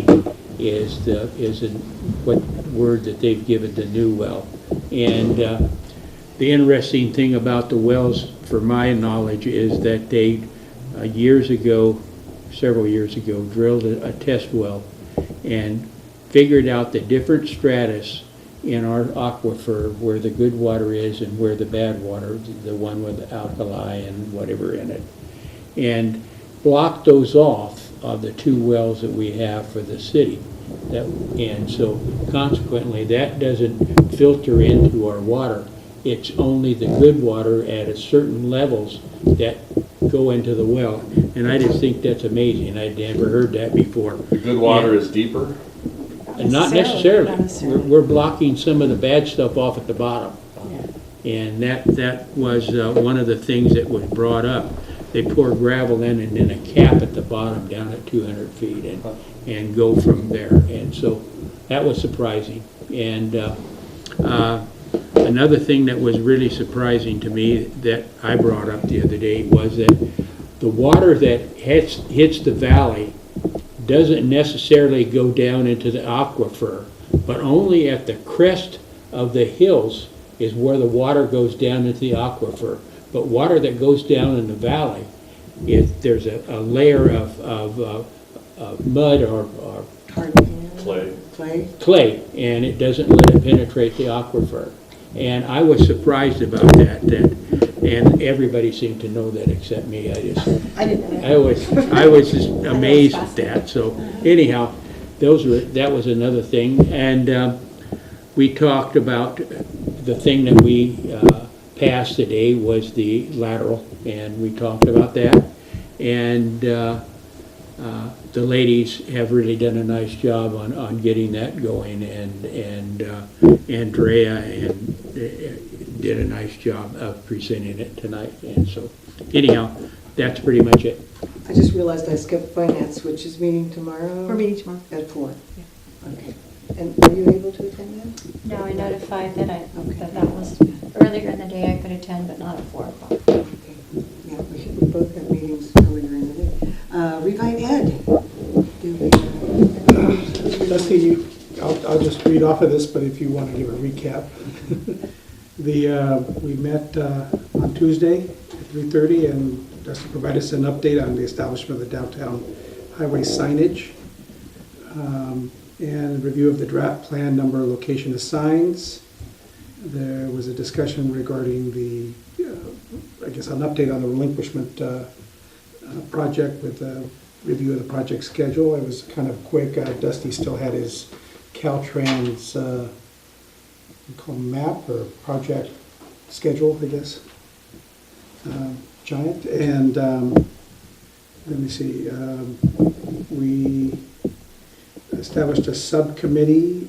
Sabrina, you got lasted in, obviously. You think you had agreed to be on that with me. And apparently you weren't there, so they apparently appointed me chair. I suspect if neither one of us had been there, it would have been a rock, paper, scissors thing. I was wondering if I was going to get appointed to something. Well, you're on I think you'd agreed before to be there, so, and Dusty, I'm trying to think of all the makeup on it. We did leave room for folks at the south end of town, for our member from there, so maybe you can give a recap on that. This is a subcommittee of Revive Ed? Yes, a subcommittee. Yeah, it is. So what that subcommittee is charged with, and we're able to establish a membership for that committee, but we are still looking for a business representative for what we term South Willits to be on that committee. That group is going to be looking at all types of signage and how we may be able to implement that to benefit our local economy. So whether it's wayfinding signs, the civic billboard, et cetera. We've kicked around a bunch of ideas at the Revive Ed level, and I appreciate the community planners coming together and taking on that homework assignment. We're also looking for community planners to sort of help us with looking at establishing a variety of tree species downtown, looking at different types of street lighting opportunities, et cetera. So we were able to hand out quite a bit of homework assignments at that, and Councilmember Rodriguez missed the meeting and she got some homework assignments as well. And then Spare Time is helping us by providing. One of the employees of Spare Time is a local expert on sort of design and marketing, and Spare Time was willing to lend her talents to that subcommittee and to the city. So we anticipate them developing some recommendations to Revite Ed, and then we would carry those forward on to the council. So. And that involves kind of working with them on her schedule, so it may be one of those. You know, it's rare for me to miss, but I had an obligation to. I had to coach a game. You missed a funny moment because we were talking about the art piece that you sent out. I'm going to give you an update on that soon. We weren't quite sure to describe what it was to the other folks there. It has a name. We have a home, a holding pattern home, depending on how much it weighs and how big, from Spare Time offered. Yeah, so there were some ideas that came up, and I'll send you off an email with some contact info. And I'm just going to, once Dusty sends me the email of our email list, I'll poll everybody for our first meeting and go from there. And then lastly, our next scheduled Revite Ed meeting is July 24th. So. Good to know. Thank you. July? For the Revite Ed, yeah. Revite Ed has historically met 4 times a year quarterly. Okay, well, I was just going to say, I was really glad to hear that they were meeting more often, and I really like the idea of the subcommittees doing some of the homework so that at Revite Ed we can get... Right, I'm envisioning that Jerry's going to get the subcommittee going. Yeah, that's before that. Yeah. Yeah, but to me, I still, well, my opinion is that Revite Ed is a really incredibly important committee, especially right now with Willits going through so much transition on our economy, and meeting only quarterly doesn't seem like enough. But if if there's enough subcommittee work actually going on, maybe that's going to alleviate that situation. But there seems to be some energy behind the folks looking at trees and that, and they're that's their homework, and they'll probably be looking for other folks to participate in that. But the other thing, we're going to try and put it together, and hopefully we can meet before July 24th. Yeah. So anyway, I still have, my opinion is that Revite Ed ought to be meeting at least once every 2 months, because I like to hear, what is progressing out of that, and we only hear it when you report back to us. It feels a little frustrating not to be able to move it along. Yes, Larry? The one thing in the business community that I think kind of stopped everybody was the planting area downtown. And I don't know how many people actually thought that. And, we're going to have the sidewalk, and the sidewalk is going to be 7 foot 2 inches. And then anything else up to the curb is planting area, and it varies throughout the city. And that has caused a little bit of hubbub in the community, especially people that have businesses downtown. I don't know if they didn't realize it or what it was, but there's people walking around talking about it. You know what I'm talking about? I don't quite know what... Planting strips. Yeah, I know the planting strip, but is there concern?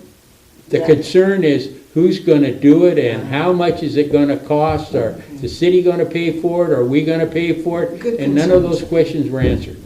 Yes, those are very good concerns for all of us. And Madge, I got to tell you, it would be real easy if we had tons of money. I could meet every day as far as how to spend money that at this point we don't have. So that's part of what we're trying to leverage everybody's time for. Well, the good news is that I believe that Caltrans, part of that planting strip, does include irrigation. Yes. So we will at least, that is usually the most expensive part of landscaping is the irrigation, and so that will be provided for by Caltrans. But we will have to provide the plants and the ongoing maintenance. Yes. And they even showed where it's supposed to be. Good. And, okay. And let's see, we're at ad hoc committees. Caltrans is meeting once a month, so sometime at the beginning of May, I forget the actual date, that we will be meeting with them again, and that's a good thing because there was a little bit of frustration that the things that they had committed to at our last meeting wasn't how things got unrolled and construction began. But I guess we're dealing with that. And one of the problems is, and I'm not sure if people understood, is the project manager, the on-the-ground project manager, his name is Nash, I don't remember his last name. He had a family vacation scheduled like 2 years ago. He and his family are going to the Amazon for 3 weeks, and it was a very big deal, and he could not reschedule it. And he did feel very badly about not being able to start this project, but he will be back, and I have every faith that once he gets back, because he lives in Willits, or I think he lives in Brook Trails, he's very committed to the community, and as soon as he gets back, everything's going to be great. Yeah, and it I should do have be, faith. the first Tuesday of the month would be May 1st. That's what it was last time. That was the first Tuesday in April, so. I can't remember which one it is now. Anyway, we should make sure that we... I know, it bounces from Monday to Tuesday. Yeah, we should make sure that we know when that meeting is, because a lot of staff are in on that. So I believe it might be May 1st. Going on, Little Lake Fire JPA hasn't met, but it needs to relatively soon. And you're pursuing that, Jim? Is that right? Not not Little Lake Fire. I'm sorry, that's another one. Yeah. That's the Brook Trails. We haven't set a date for the Little Lake Fire one yet. That is not set. Okay. All right. The Mobile Home Park ad hoc committee. What is the status of that? We have a meeting scheduled for May 31st for... Do we have a time yet? I couldn't remember. Did you confirm? Yeah. Everybody can make it on the 31st. I don't remember the time. I'll get back with you with the time, but everyone seemed happy with the 31st, other than it seems quite far in the distance. Was there no available date to meet any sooner than that? The landlord representative had... the tenant. The tenant.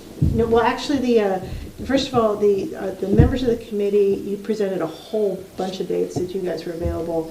Out of that, the tenant committee only gave us 2 dates. The landlord or the owner of the mobile home park gave a number of dates, but he did have a 2-week vacation scheduled.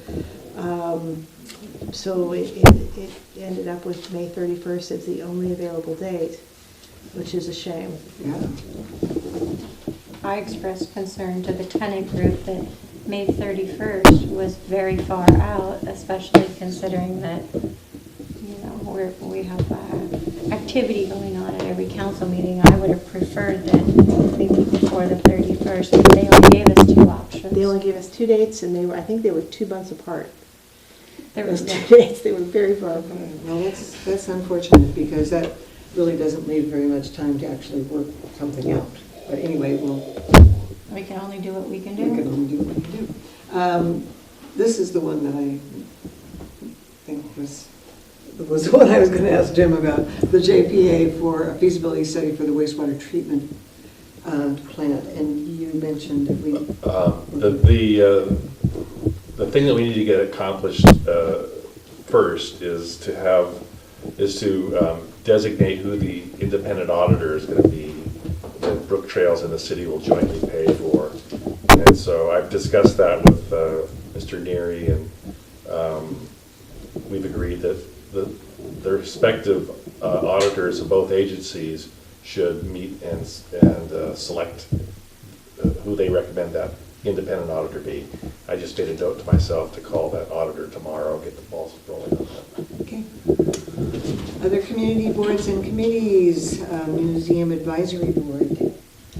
In terms of the advisory board, nothing specific to report. We haven't met yet. And is it Mendocino Tourism Board? And tourism board, so lots of things going on.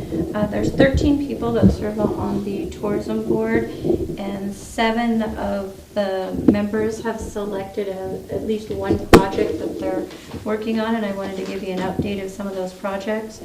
So Rashawn from the Old West Inn has been busy creating a new website for Visit Willits with all kinds of interactive features. All businesses in Willits will be featured on there. They'll have an opportunity to have a photograph of their business and a short bio on it. And then we'll have an enhanced feature where you'll have a link to your webpage and things like that for a nominal fee. The website will have a community calendar. It'll be interactive with the Chamber of Commerce and any other partners that we have in the community. So we're hoping to have that live soon. It's just about ready. Allison Finley from the Chamber of Commerce took on a project. When we go out,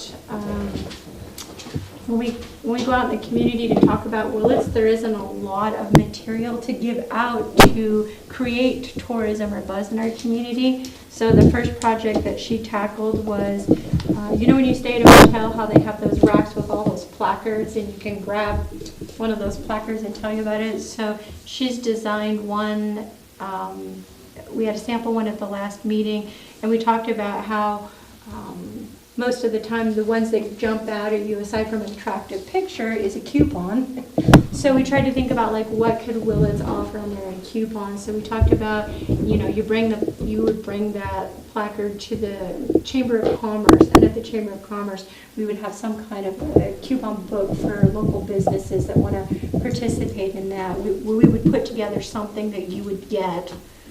We haven't defined what that is that you're going to get, but there's going to be something that you'll get if you bring it in, and that'll help us track whether or not that's successful in attracting people here and get the word out. And so those would go out in all of Northern California. They would be at pretty much all the hotels that have those display boards, and we're just trying to decide on basically how we're going to pay for it. It's not out of the range of what we could potentially afford with our nonprofit group. And then the third one is Marianne Petrella from the West Company has been working on a feasibility study in partnership with NCO about healthy eateries. We want to do something in Willits where I guess they have like these trendy hip eateries that you can go to that are all about local organic food, and they happen, anyway, I'd have to have her describe it a little bit more. But there's a feasibility study that's currently going on. And then the fourth one is Becky Button is working closely with Brook Trails Township and reaching out to others in the community to create a full, it would be online as well as there would be a full brochure or mini book that would map out all of the trails. So not just a map, but you would have like a rating system of how advanced this trail is and some photographs of the trail and some experiences and things like that. And we're trying to figure out how to make that interactive on our website as well as have a hands-on item that people could look at. I know there's an app for that. We do. No, I mean, there is one currently. I'm wondering if we need to. They're working. Okay. There's some partnerships that they're working on, and we know that Brook Trails has a map, but their map is not necessarily the easiest to read. So we're taking what's already there, and she's working on the project of enhancing it. So that's what Becky's taken on, just taking it to the next level. And all of these members of the tourism board, of course, are volunteers. And then the Haley Schmidtke, the owner, one of the owners of U.S. Cellular. We wanted to create some signature events for Willits, and the event that she took on was creating a running event. So currently there's the 10,000 steps, which my husband is now running that program that happens twice a year, and Martine's going to have an event in May. And then for the fall event, 10,000 Steps is going to partner with the event that Haley's putting together. It's going to be themed around kind of the Halloween, the bazaar, something around the bazaar, and it'll take place the weekend before Halloween, and it will be a half marathon, a 10K, a 5K, that sort of thing. And she's busy working with other successful running running groups in the community as well as people who've hosted like events. You know, Fort Bragg has the Whale Run. There's groups in town like the Striders and in Mendocino County. So just putting that event together, but she selected a date, and so working towards that. And then the next item, Jan Rodriguez, who owns the Bechtel Creek Inn, is she's working to try and look into bringing back the Steampunk Festival. We've had that before in our community, but it kind of died because there was nobody to organize it. So she's looking into the feasibility of bringing that back and bringing partners together to make that happen. And then that brings me to myself, and I've selected 3 projects that I'm working on. And the first one is the summer trolley. So I worked with Carla Meyer with the MTA board, and from June 22nd through July 4th, we'll be running a summer trolley through MTA, and it will run from the south end of town, the Evergreen Shopping Center, to the ball fields. And the stops along the way may be determined upon sponsorship, but there will be some stops. And I'll get a map out and all that. As soon as they have that available, I'll give that to you all. But it's exciting, and it'll help us move people throughout town, and just the tourism board isn't just about promoting tourism, but half of our goal and mission is to enhance the local experience. So I feel like the trolley can do a little bit of both. And then the second item is the museum has agreed to donate to the Visit Willits Tourism Board all of the display boards that were featured in the Then and Now exhibit. So Karen Matson, who's the curator at the museum, is currently documenting and wrapping up all of the exhibit storyboards, which is really exciting. And I'll be picking them up on April 30th. I haven't figured out where to store them yet, but on April 30th, I'll be picking them all up from the museum. And the next step will be to go to businesses and see who would like to participate in having them mounted on their building. But before that, I'll come up with what the cost would be to the business owner to mount it to their building. And there'll be some kind of, if you choose to participate, there'll be some kind of cost sharing because we'll need to protect them. And then there's been 3 interested people in helping to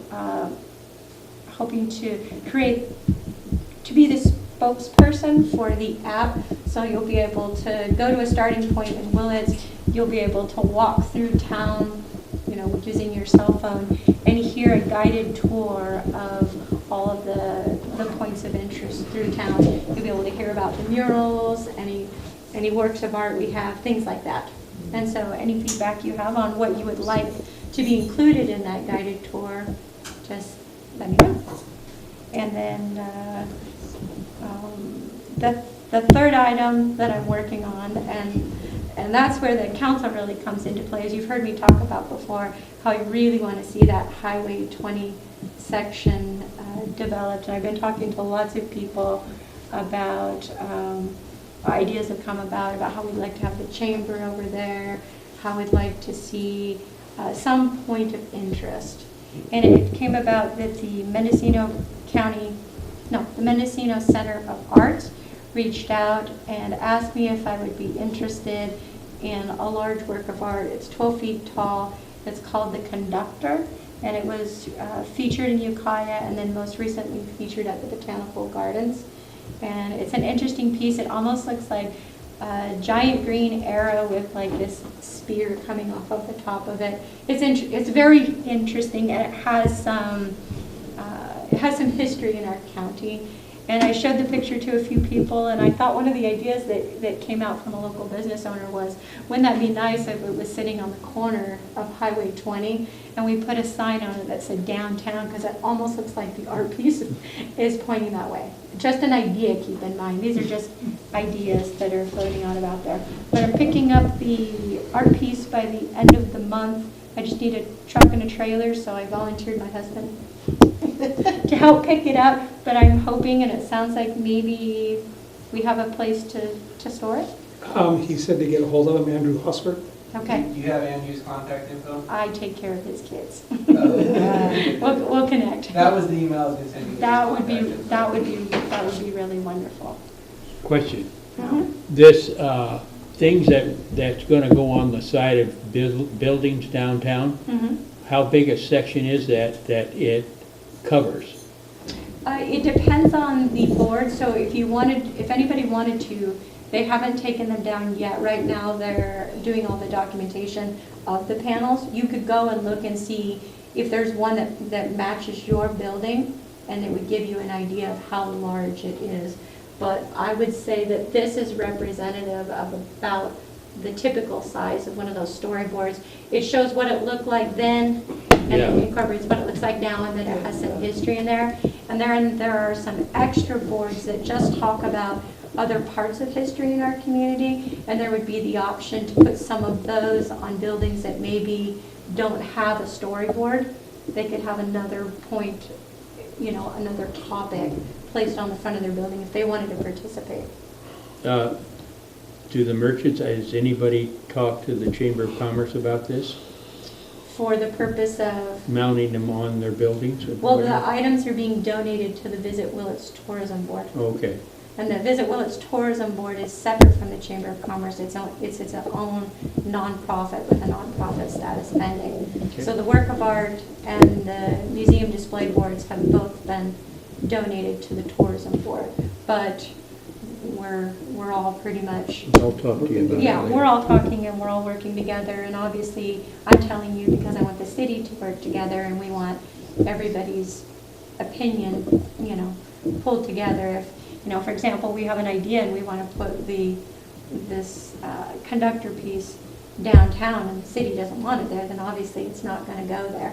We'll find another place for it. Just brainstorming ideas Okay. on where we might put something like that. But it's exciting to get a free piece of large art that could potentially be featured in our community. So I have two comments. One of them is that that exhibit at the museum is really, if you have not seen it, it's well worth going to, and it's only going to be up for the next week. That's It'll be down very soon. very soon. So if anybody out there hasn't already looked at it, it's really quite informative and very well presented.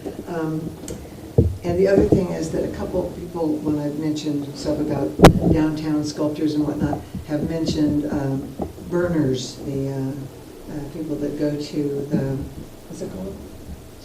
The thing in Nevada? Burning Man. Burning Man. And the people that go there are called burners. Okay, so Burning Man, and there's quite a few people in Willits who participate, and they're like really expert at making large-scale sculptures and creative stuff, and that it would be good to hook in with them. Many of them are in Geyserville, right off the freeway. And it could be that a project, there's lots of project ideas moving forward, but keep in mind that volunteers are each taking on, and you can only take on so much. So we've all kind of tackled, like, these are the list of all the things we want. This is what we're going to tackle first. We know that we want to create more signature events. We have some ideas for funding sources. For example, the Mendocino County Tourism Board. We're expecting some funds to come this way. We're not sure whether those funds will go to the tourism board, whether they'll go to the chamber, or whether they'll go to the city. It's not yet been defined. But it used to be that if Willits wanted some funds, which Willits has not been asking for any funds from the tourism board, from the county board. Yeah, from the tax, from the TOT tax. that you had to ask for. And initially, we were going to ask for $5,000 to help pay for a signature event, but the board voted to change the way they're dispersing the funds out of fairness. And now the way it'll work is Willits will always get a certain amount of money, or a percentage of amount of money. The question is how that board is going to vote to disperse it, whether it'll be to the city, chamber, or tourism board. Obviously, as a tourism board chair, we're advocating that it should go to the Visit Willits Tourism Board. But as a city, we can decide to solicit those funds here or the chamber as well. Anyway, and then it spurred some other community project like the Women's Empowerment Summit for Northern California. Even though that person doesn't sit on this board, she was inspired by it, so she created her own event. And we had 3 guests at our last meeting who spoke about other events and projects that they're tackling, and they don't serve on the board. So that's exciting. The Eel River Recovery Project group that is in the same building with Will, they have quite a few things planned over the summer, outings to places in our region for basically ecotourism ideas, and also for locals to find. And one of them is monitoring our streams to find out whether they're salmon friendly, what the temperatures and water flow and all that stuff. So there's a lot of synergy happening between groups, which is great. So we have gone all the way to item 11, and we already dealt with that specific one, but are there any other council member reports? Yes, Larry.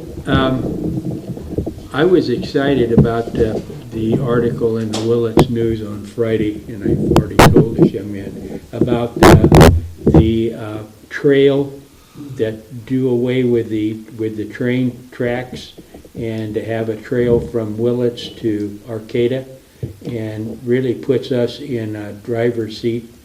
Tremendous amount of money that generates in the paper, and amount of people that it's going to take to make it all happen. And if you haven't read the article, you need to read it. It's last week's. It's Mike McGuire is kind of spearheading that. Yeah, and it'll really be a shot to arm if we can get onto that and get the people coming here maybe as a trailhead to go. And it's just, these kind of things that maybe not in 2 years, but, down the line, it's definitely going to be something that if we were on the ground floor, that we would be able to generate an amount of thousands of people come and tour it. Anyhow, it's supposed to be a beautiful, I've never been up there, but I've heard from people that when the train used to run, that was really a beautiful place to go up the river there. So, anyhow. More like, I did go to the Brook Trails Community Service District meeting on Tuesday. Okay. There was a mention by, actually, Mr. Horger, who's running for supervisor, brought up, because he had been at our Revive Ed meeting, and he mentioned some of what we were talking about, and we talked about, I guess, the buzz up there with Brook Trails is they'd be interested in also being involved with some of the activities as far as getting folks to head up there, whether it be the golf course or that. So Denise Rose, who's the manager up there, general manager, she serves on the Visit Willits Tourism Board and has quite a few good ideas and input. And then Becky Button is very active in Brook Trails, and that you can see why one of her projects and documenting, Yeah, so they like to heard that, but I didn't realize that Denise was on on that. But they were doing a report on the golf course activity, and they're trying to get folks out there. Apparently, their golf course is also being used for disc golf, and that's becoming apparently that's getting a lot more people up there. And then kind of a reminder, everybody, that Sober Grad's having their tri-tip dinner this Friday. There's still tickets available. I think you can get them at Cat's Meow, so just to put that out there. Okay, I had one other thing I wanted to mention was when I met with Morrison Taylor, who is Senator McGuire's local representative, she was mentioning that the state is looking at ADA compliance issues.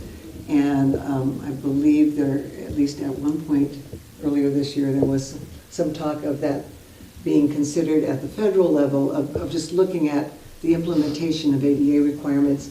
And she suggested that I contact both our local representatives as well as Jared Huffman and, and talk about looking at the compliance process in a way that might not be quite so onerous on our businesses and our cities, because there's an awful lot of, not only in Willits, but other communities that are really being hurt by the way in which it's being implemented. Clearly, everybody wants to get ADA requirements met, but the law doesn't allow a lot of flexibility on timing and getting things up to the requirements.